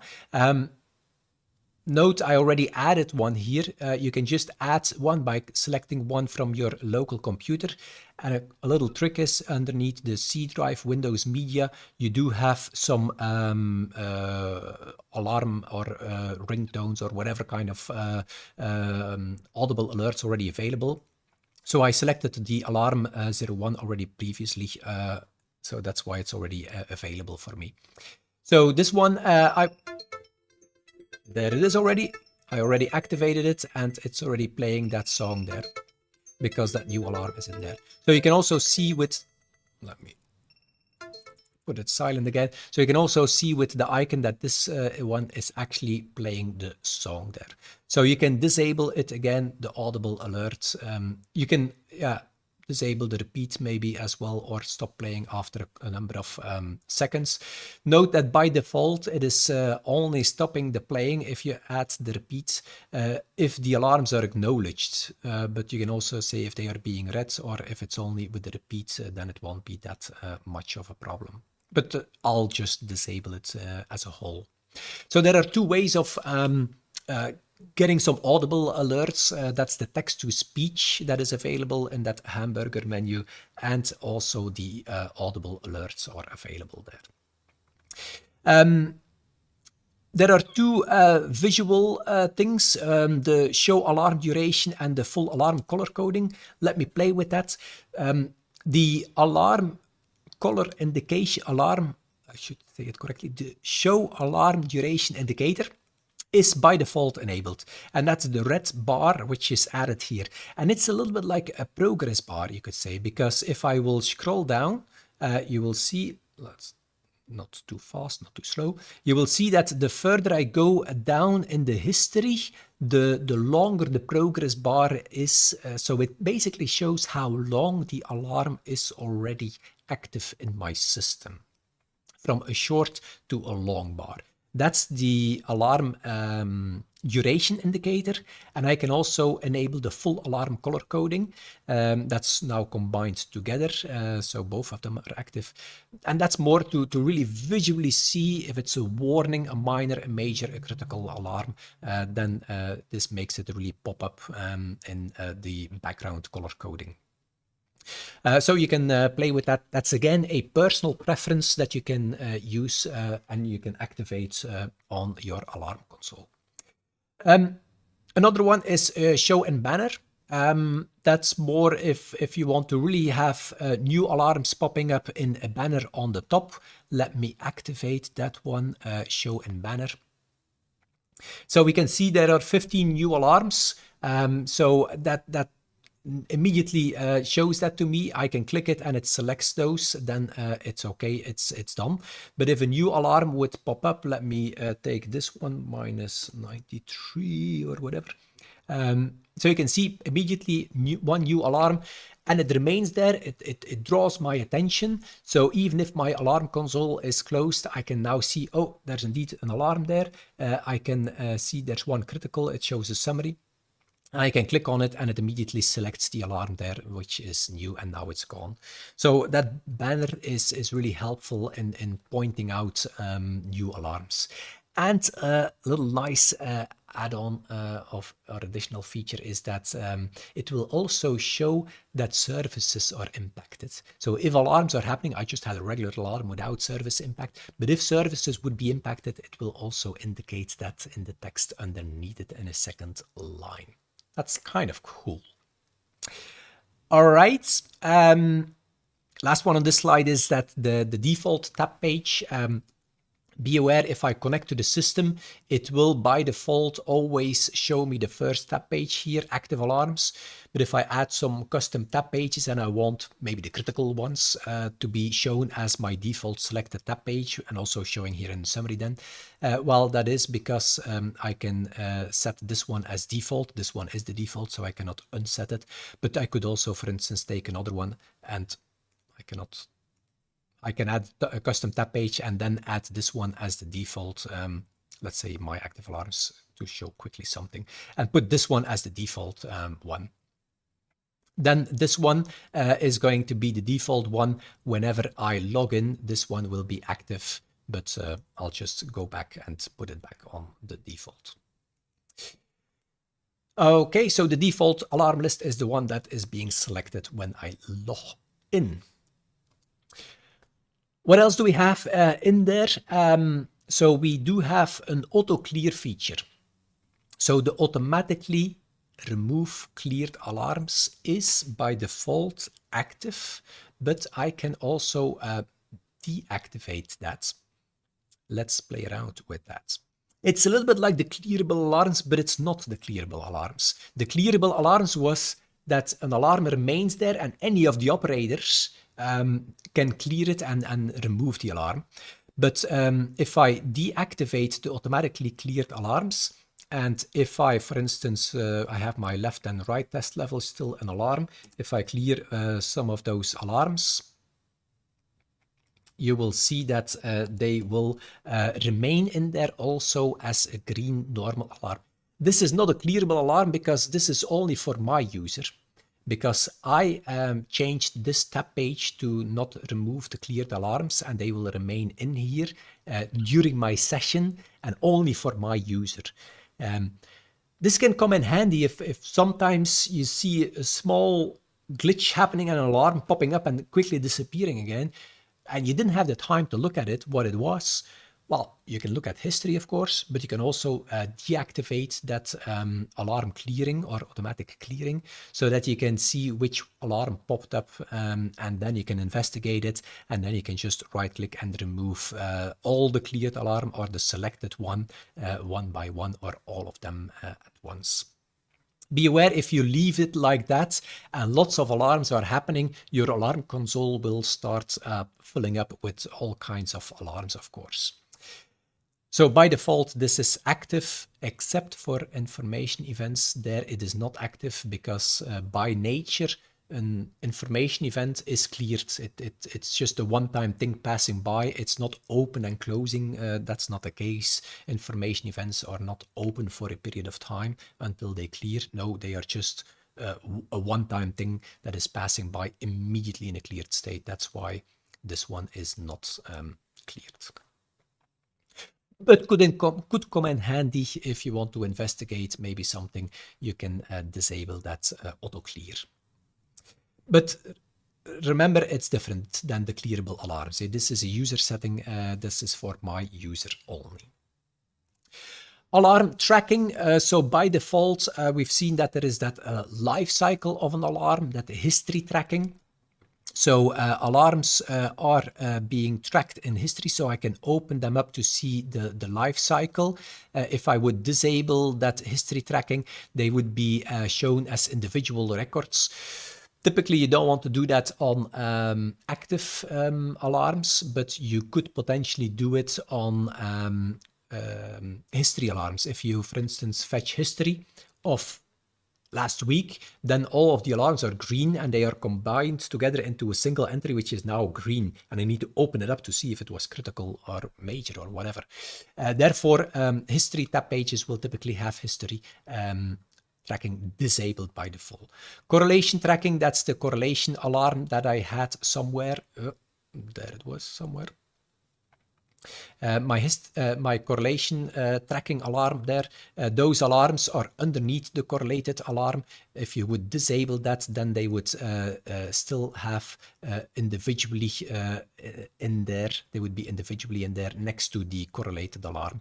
But of course, correlation typically wants to consolidate and group them together. So I want to leave that correlation tracking enabled typically by default.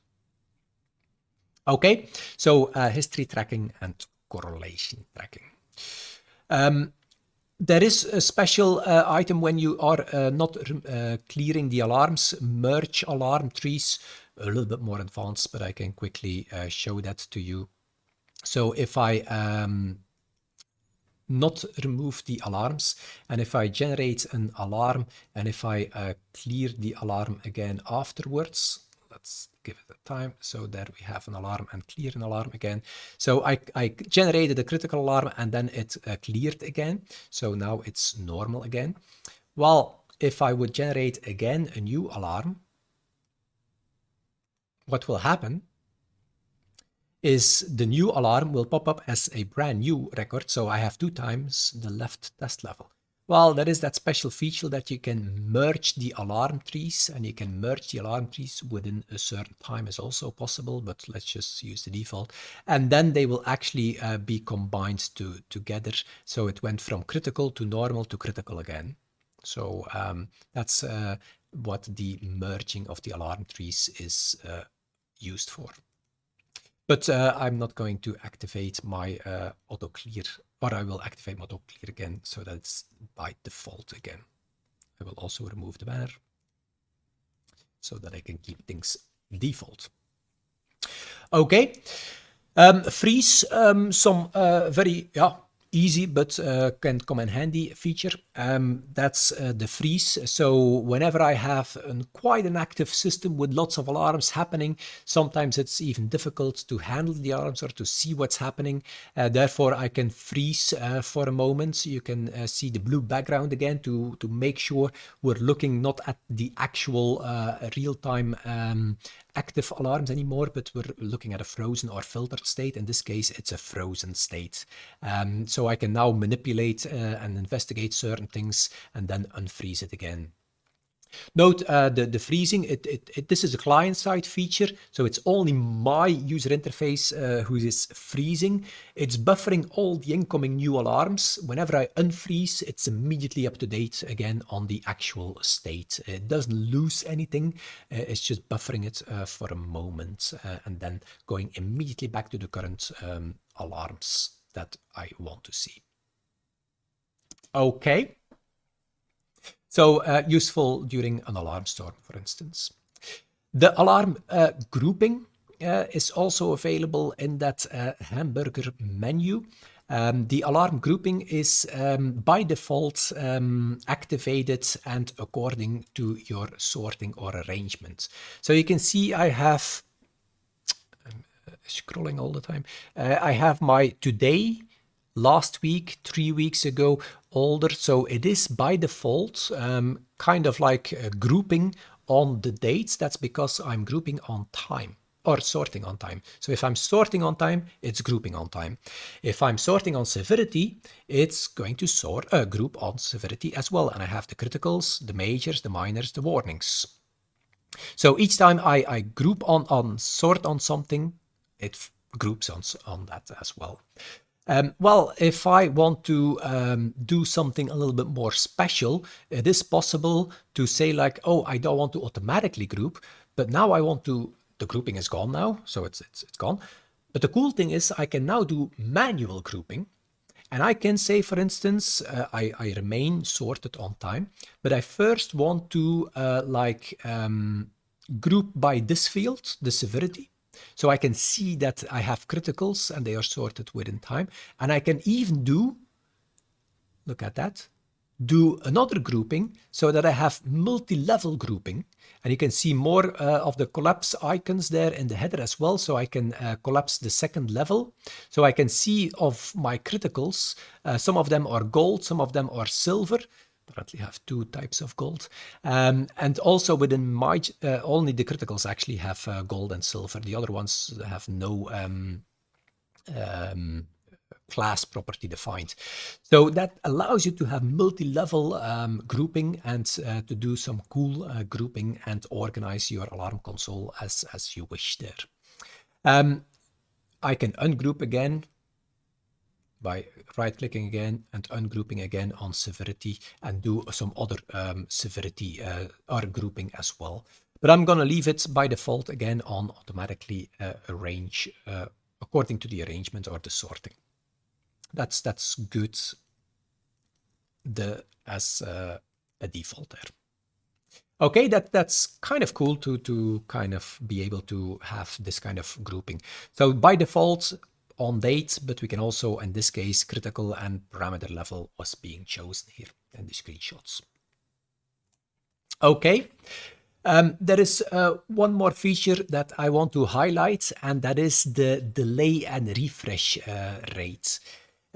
What is that? Well, the delay and refresh was a request of people that needed to work in an alarm console, which has quite some activity.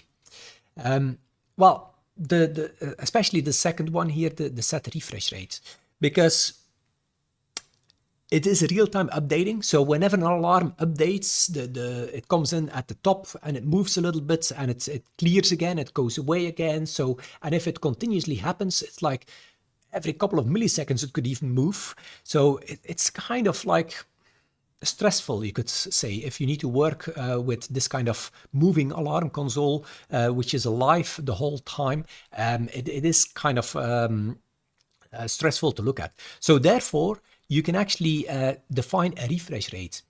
The refresh rate here, 30 seconds, is maybe a little bit long, but you can say like every 5 seconds or 2 seconds or 1 second or 30 seconds, you need to update. So it won't immediately when a new alarm happens show it, but it will wait, and maybe you're in the meantime already 2 new alarms are being buffered, and after 5 seconds it will show it. And maybe some alarms are clearing or updating, it will wait, and 5 seconds later again show the updates. So it's not real time updating anymore, it's only now and then it is updating the UI just to make it a little bit more relaxed. What is the delay? The delay was actually a kind of like maybe a procedure you have in the Network Operations Center where you say like, yeah, well, whenever an alarm happens, first wait a little bit before you call an engineer to take a look at the equipment or to take a look at the function. Because sometimes it's just a glitch or sometimes it automatically disappears by itself. But you have to wait like a minute, let's say, before taking action. Well, instead of looking at the alarm console and having, for instance, the alarm popping up, let's maybe quickly activate it here. So we set a delay of, let's say, activate a delay of 10 seconds. Apply that. So do I have another parameter here that I can force into alarm? So my left test level, I will force it into alarm. So you can see my parameter will go into alarm. And now it's not showing it yet. The right test level is not here. The left test level is here, but it's waiting like the 10 seconds. And I'm trying to fill the 10 seconds. And there it is. And there you have your right test level. So it waited 10 seconds, it buffered. So it means that if I would generate that alarm again, so let me go back to 0 and the alarm disappears again. So the alarm pops up minus 93. I have an alarm. So, okay, it goes into alarm. And if I now, within 10 seconds, I didn't see the alarm here. Within 10 seconds, I put it back to normal. I never saw the alarm. The alarm never popped up there because within 30 seconds, it came up and it disappeared again, and I was not even bothered about it. So I didn't worry myself about the alarm. I didn't start to take actions, whatever, because it was too short of a time.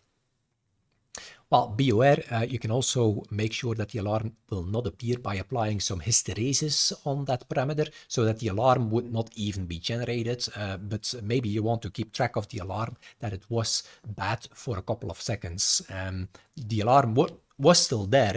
If I go to the history, I will see the alarm there. So you still have tracking of the alarm that happened, but you didn't worry this alarm console here. And note, all of these settings here are, I will disable it in the meantime. All of these settings here are my user settings. So my user settings are defined here for my user in this alarm tab page. I can add another tab page which is delayed, and I can add a tab page which is not delayed. So I can make combinations of delayed and not delayed tab pages, and that's all for my user. So I see those tab pages. The other people are not worried about it, unless I would use those group settings to also give those tab pages to other people. Okay, but those are two kind of like delay refresh features that are in there. Let me check if there are any others that I need to cover here before moving onwards. I think the most important ones, yeah, the ones like statistical view, reports view, show side panel, we have seen all of those things already. The other things are already. Oh, there's one more that we didn't cover yet. In the right click menu of the regular alarm here, if I right click on an alarm, we do have probably covered most of them, or they are self-explaining, but we have a whole section here. We have a whole section here which is custom hyperlinks. So it is possible, you can look in our docs website on how to define that. So on the system, you can basically define or extend the right-click menu with custom hyperlinks. So if you search for hyperlinks on alarms, you will find that in our documentation. And it allows you to add additional items in there, which could potentially execute an automation script. I'm not sure if this one is still active, but there is a possibility to create an there is an automation script that I can typically execute, but this one is not functional anymore. So I can launch an automation script to create a ticket, or I can also have items in there with like hyperlinks to a website. Oh, or is it this create ticket? No, create ticket doesn't work anymore. So the hyperlinks is just opening a website, or in this case, I can also see that it opens up Google Maps with a couple of arguments. And if I take a look at our server, our Microsoft Server 01, and I believe this one has some alarms. Yeah, and in the meantime, I can explain that we have the alarm console at the bottom, which is system-wide. But if I close that one, and if I open up an element next to the visual and the data, we also have the alarms here, and that's basically the same alarm console embedded into this card, only for that specific element or view or service. So here I see all those alarms for that Microsoft server, and if I right click on any of those alarms and I can go to the hyperlinks, I will see that this one actually has a latitude and longitude position specified. So if I click on there, it opens up Google Maps on that specific location. So I can see that this device is located over there, close to myself where I am with the blue dot. So it's close by, I can take a look at it and just walk over there. So that's the custom extension that you can do with some additional items in the right-click menu to a website, to an automation script, or even to a ping to the polling IP, for instance. So you can use, you can just do like you can add any custom link or sub pages there. So you can define the sub pages and you can define the actions in there. The actions that you defined in there are like executing an automation script or doing a ping, but you can or opening a website.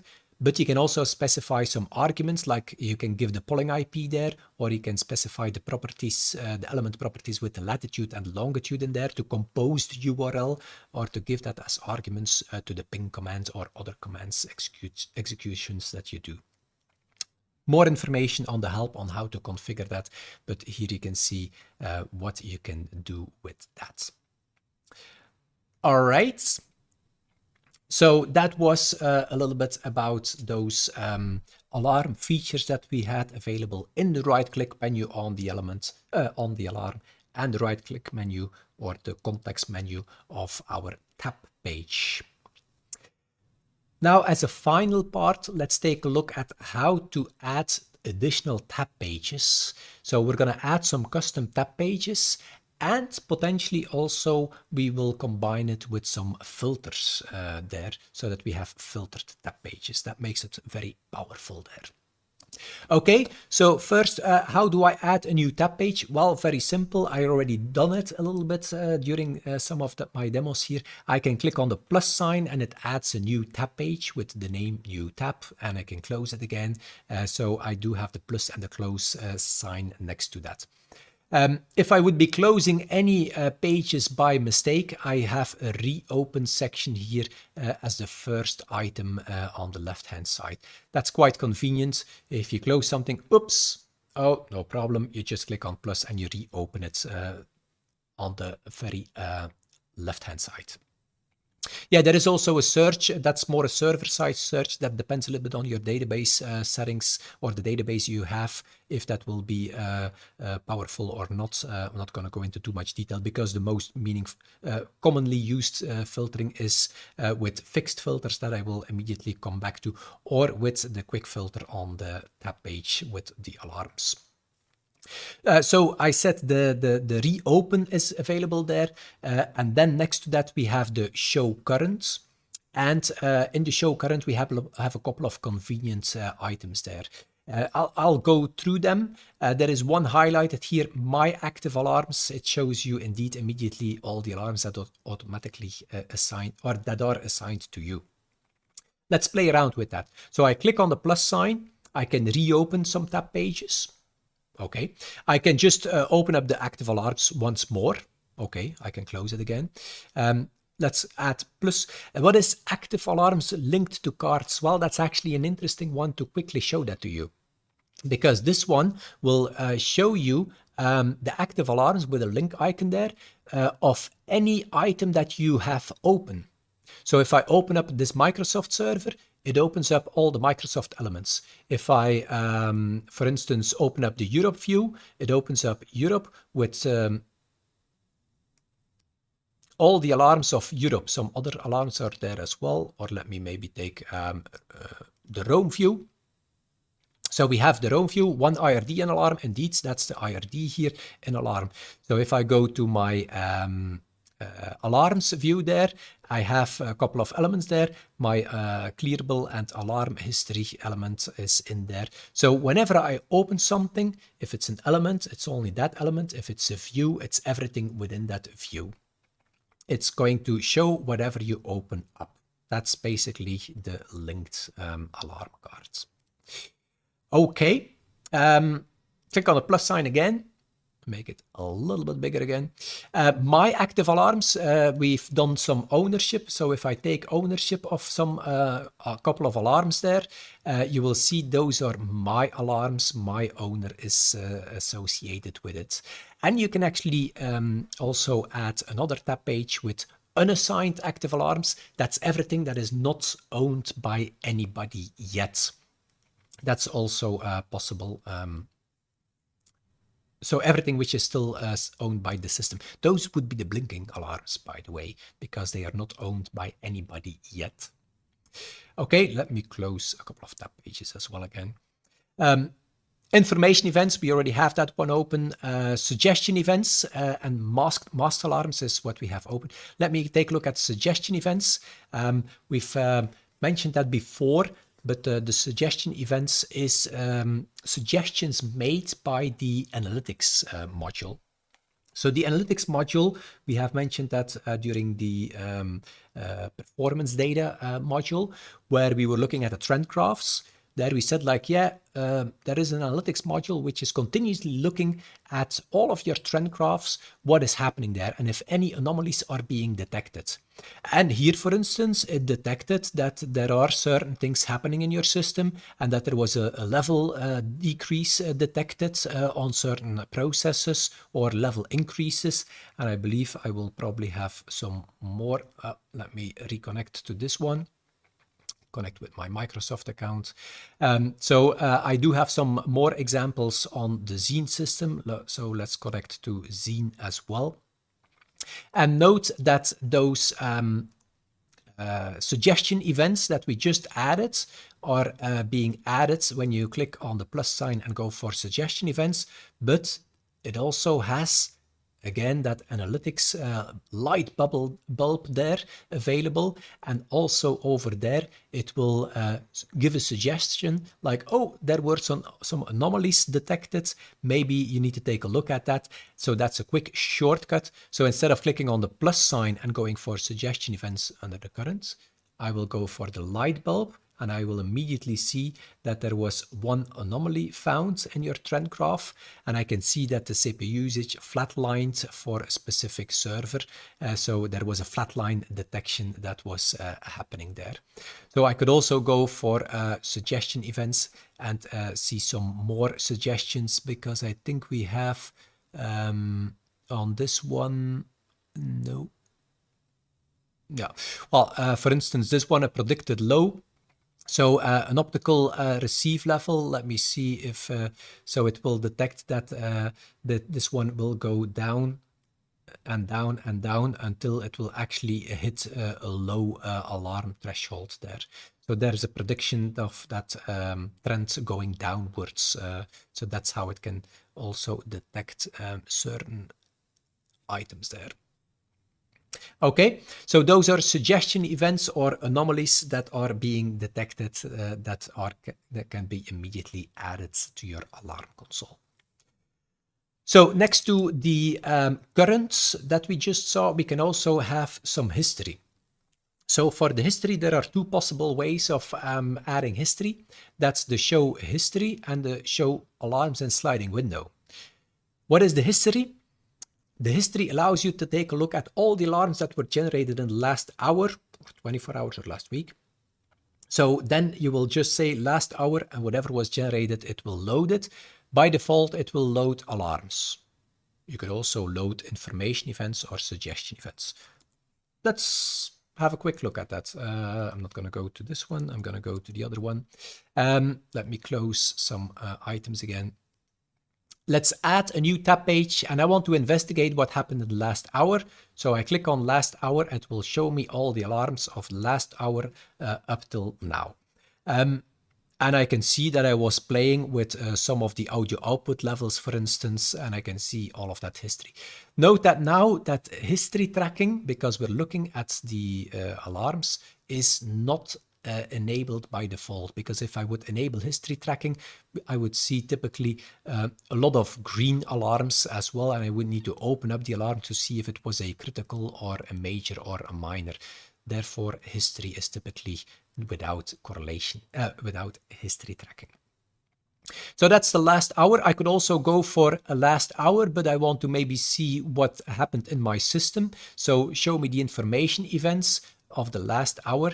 Now it's going to show me the last hour, and I can see I connected to some elements, and I probably did some sets on some dummy parameters and things like that. So I can see all of the things that I have been doing in the last hour. Be aware, I mentioned before that alarm tab pages are stored on your user.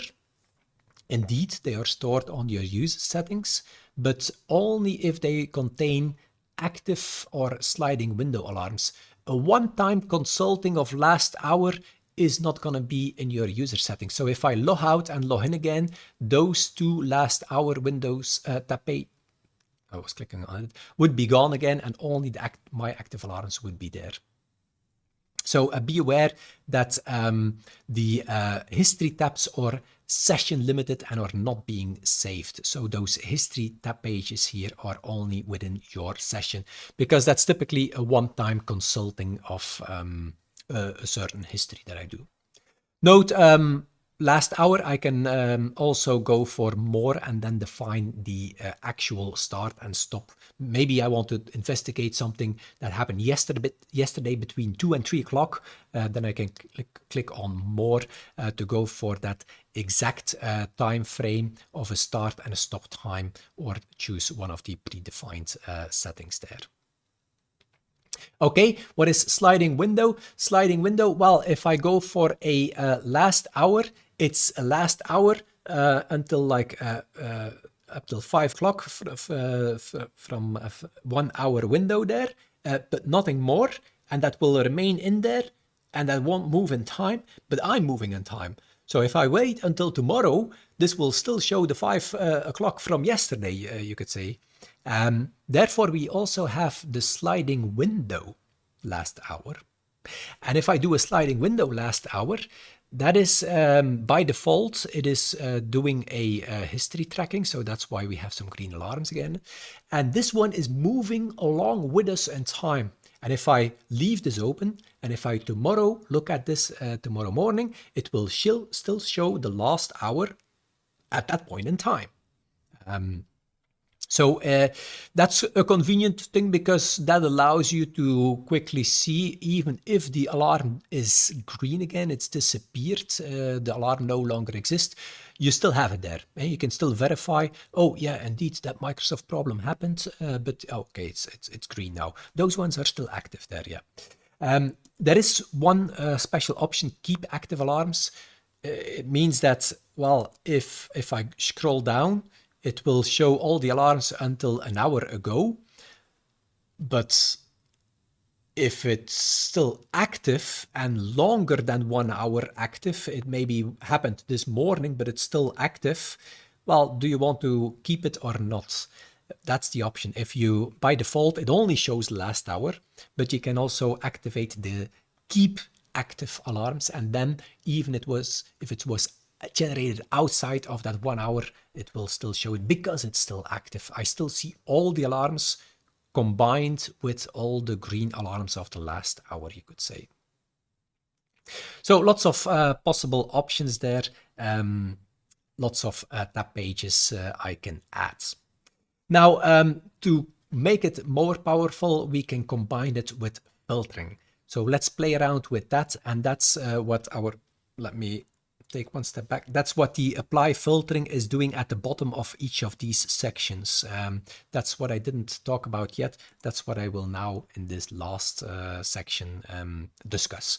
Filtered tab pages. But the first filtered tab page that I want to talk about is actually an easy one, and I already did it with during some demo. And that's just the drag and drop. You can just drag and drop any object from your surveyor tree and drop it into the alarm console, and you will have a filter tab page on that element, service, view, doesn't matter. You just drag and drop it in there. So if, for instance, I want to take a closer look at all the alarms in my trainer view, I just take the alarm or take the view and I can drop it in there. I can drop it in any position there. So I drop it at the end. By default, it will show active alarms. Don't worry about the other ones, and just show, and it shows me all the active alarms that are active in my training view. I can close it again. I can say, oh, that's a little bit too wide. Or let me maybe quickly show another one. Roam, let's roam, show alarms, show active alarms. So there's only one alarm happening in the roam view. Indeed, there's only one IRD and alarm there. So whenever a second IRD would go into alarm, it would of course also pop up. So now we have roam with two alarms in there. But maybe I say, no, that's not enough. That's not good. I want to investigate one IRD. So I can take one IRD, I can drag this element on there. Same can happen within service, of course. Show the alarms, and it shows the active alarms. Okay, that's active alarms, but I want to take a look at the history of that IRD1. Well, let's drop IRD1 in there once more. Instead of active alarms, I go for the last 24 hours, for instance, and I can do some more choices, information, or alarms. It's only one element in there, so show alarms.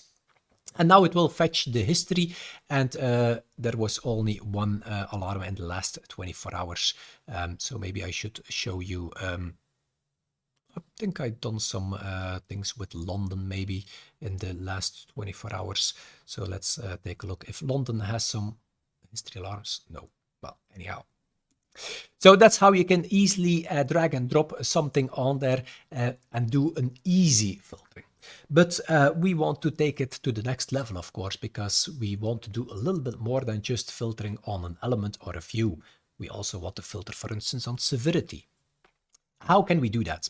Well, we need to start filtering by choosing one of the apply filters that I've just shown you. So if I go back to my DataMiner cube, and if I close some tab pages again to make some space. If I open up a new tab page, we do have those apply filters there at the bottom. So I can choose any of those apply filters, and then I can start with either the current, that's the top one, active alarms, the history, which is showing history alarms of the last hour, for instance, or a sliding window, which is a sliding window of the last hour. So these three screenshots are just exactly the same thing. It's just allowing you to go for active alarms, history alarms, or sliding windows. And then again, we can say alarms or information events, or alarms or information events, 3 times the same thing. It's 3 times the same thing. And then 3 times the filter I can define, so it's 3 times the same thing. Let's just take a look at the filter. So how can I define a filter? Well, it's very intuitive. I'll immediately do it in an example. So I can just say I want to filter on a certain column, basically. So I have all of my columns, like the element name, the parameter name, the severity, the class property, everything is available in there. So I can go for if is the severity, I select the severity equal to, and then I can select critical or major. That's what I already selected here. And I make a combination and or combination with some more items. And here it's even more complicated because it makes an and combination and then two views or views that are selected here. And yeah, equal to or not equal to matches a wildcard expression. That's with a star or a question mark. Or does not match a wild star expression. Or matches a regular expression, which is a little bit the more advanced wildcard, you could say. Let's play around with that and do a couple of exercises here, because then we can also save it as well. I will show that to you. So we are going to add a new tab page. So let's start from scratch again. Okay, so let's add a new tab page. Let's just go for current for the to start with, and let's go for applying a filter. So I want to add a tab page with the current active alarms, but not all of them. Maybe I just want to have the critical alarms. Okay, so I have chosen active, that's good. And now I want to select a filter, and I can go for that severity. So let's scroll a little bit down, severity, and then equal to, that's fine. And then I select critical. So I can just double click on it or move it with the add values to be shown, critical, and I close it. So I set is severity equal to critical, perfect. And I can say show the alarms, perfect. All the criticals are shown here, nothing else, only criticals. I have lots of them. Okay, maybe I have too many of them, and I want to make it a little bit more limited to the Roam view, for instance, again, where I only have 2 alarms. So I want to further edit. So any of those custom tab pages that you added, you might have noticed the pencil icon. So you can click again on the pencil icon to go back to the editing, and I can further fine tune my filter. So I can still change other settings as well, but I'm happy with those things. You can play around with the others.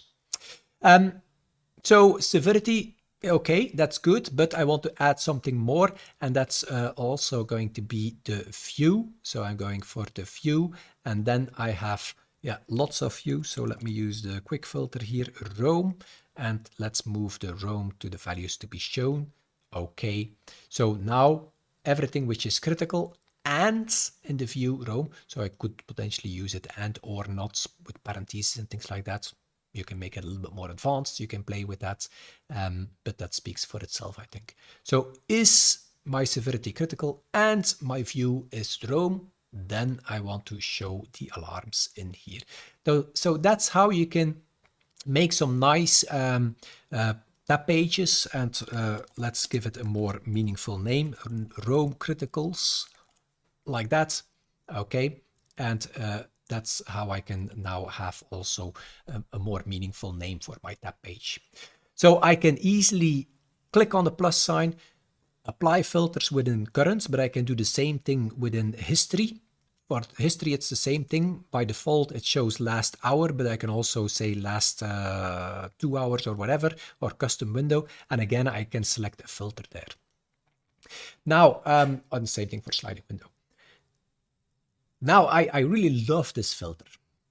So therefore, we have the possibility, if I'm happy about this filter and I want to reuse it later on, I can easily save this filter for later use. So therefore, we have next to the filter this save icon there. If I click on the save, it will save the current combination of filter that I defined here, and I can give it a name, Roam underscore criticals, for instance. So I give it a meaningful name. I can also add a description. And a little bit like we already saw with some of the trend groups there, we have the possibility to create it private only for me. This is just a personal thing. I want to use it. You can also make it public. Everybody can use it, will see it. They can also change it. They can tweak it. So it's out in the public.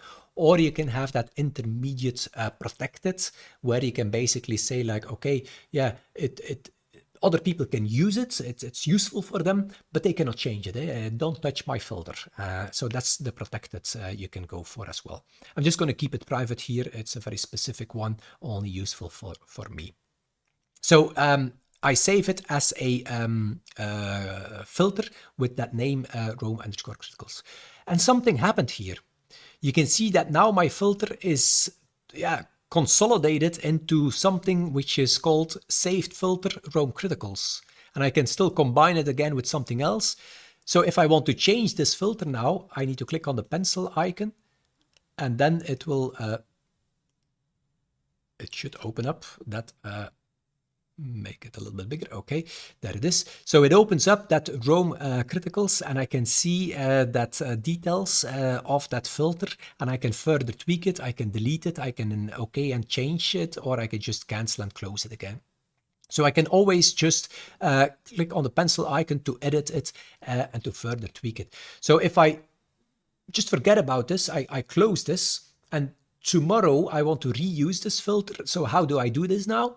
I click on the plus sign, I go to apply filters, I need to select a filter. Well, I want to reuse it. Well, indeed, you want to reuse it, but you need to scroll down a little bit, and there you have that special saved filters, and there I can select my Roam critical. Some others are available there from other people or from back in the days. And then I can use it again, show is saved filter, Roam criticals, show the alarms, and there it is, my 2 criticals in my Roam view. So that's that critical Roam criticals that I saved before. One more thing I want to mention while adding this, I do see, so you have all the columns that are available. Underneath all the columns, you have the saved filters, and then underneath that, you have all the properties. So also the property element.class, gold, silver, bronze there, remember, or services class will be available. So all of these things are available here as well. Of course, my element class could be filtered on with the gold, silver, bronze. That's the properties that are available in there as well. Okay, so that's how you can create a filter. That's how you can save it. That's how you can reuse it later on as well. So also during the history, show the history of the last hour, for instance. Show the history of the last hour with a filter. Then you need to click on apply filter, history alarms or last hour. I can combine it with a saved filter, which is, for instance, my Roam criticals, and show the alarms, and it's going to load a history alarm here. Note that those filters, as I've shown you, I can save them, but they are also being used across other modules as well. So they are being used here in the alarm filtering, but we will see that we can also use them in, for instance, notifications to send out email notifications. I don't want to receive an email of every alarm. I only want to receive an email when there is a critical alarm in my Roam view. So I can reuse that filter in other modules. For instance, notifications, trap forwarding, these things can use those filtering as well. Therefore, be careful when you change public or protected filters. It might impact others. If I'm changing a public filter, some people might be using it for their email notifications. So be aware that you're not suddenly overloading them with false alarms that are not expected. So that brings me to the end of this lengthy module. There is still an exercise defined here. You can play around with that. We've done that during the demonstrations. We added a trouble ticket ID into our alarm console by adding an alarm property. So you can review that if you want to take another look at that. I've already done it just before. And the same thing for our filtering. It's a little bit a different version, but I've already done some filtering and created a filter as well. So that brings me to an end of this, as I said, a lengthy module, but I do think it's a very important one. I'm convinced it's a very important one. It has a lot of features, it has a lot of capabilities, but that's for a reason. People need those features to be able to efficiently work with the alarms and to efficiently have the alarm management features available and manage those alarms in a decent way. I'm not going to go through all the features again. It's a lengthy module, as I say, so don't hesitate to review this one once more. I hope you enjoyed it and I hope it was useful, and see you in the next one.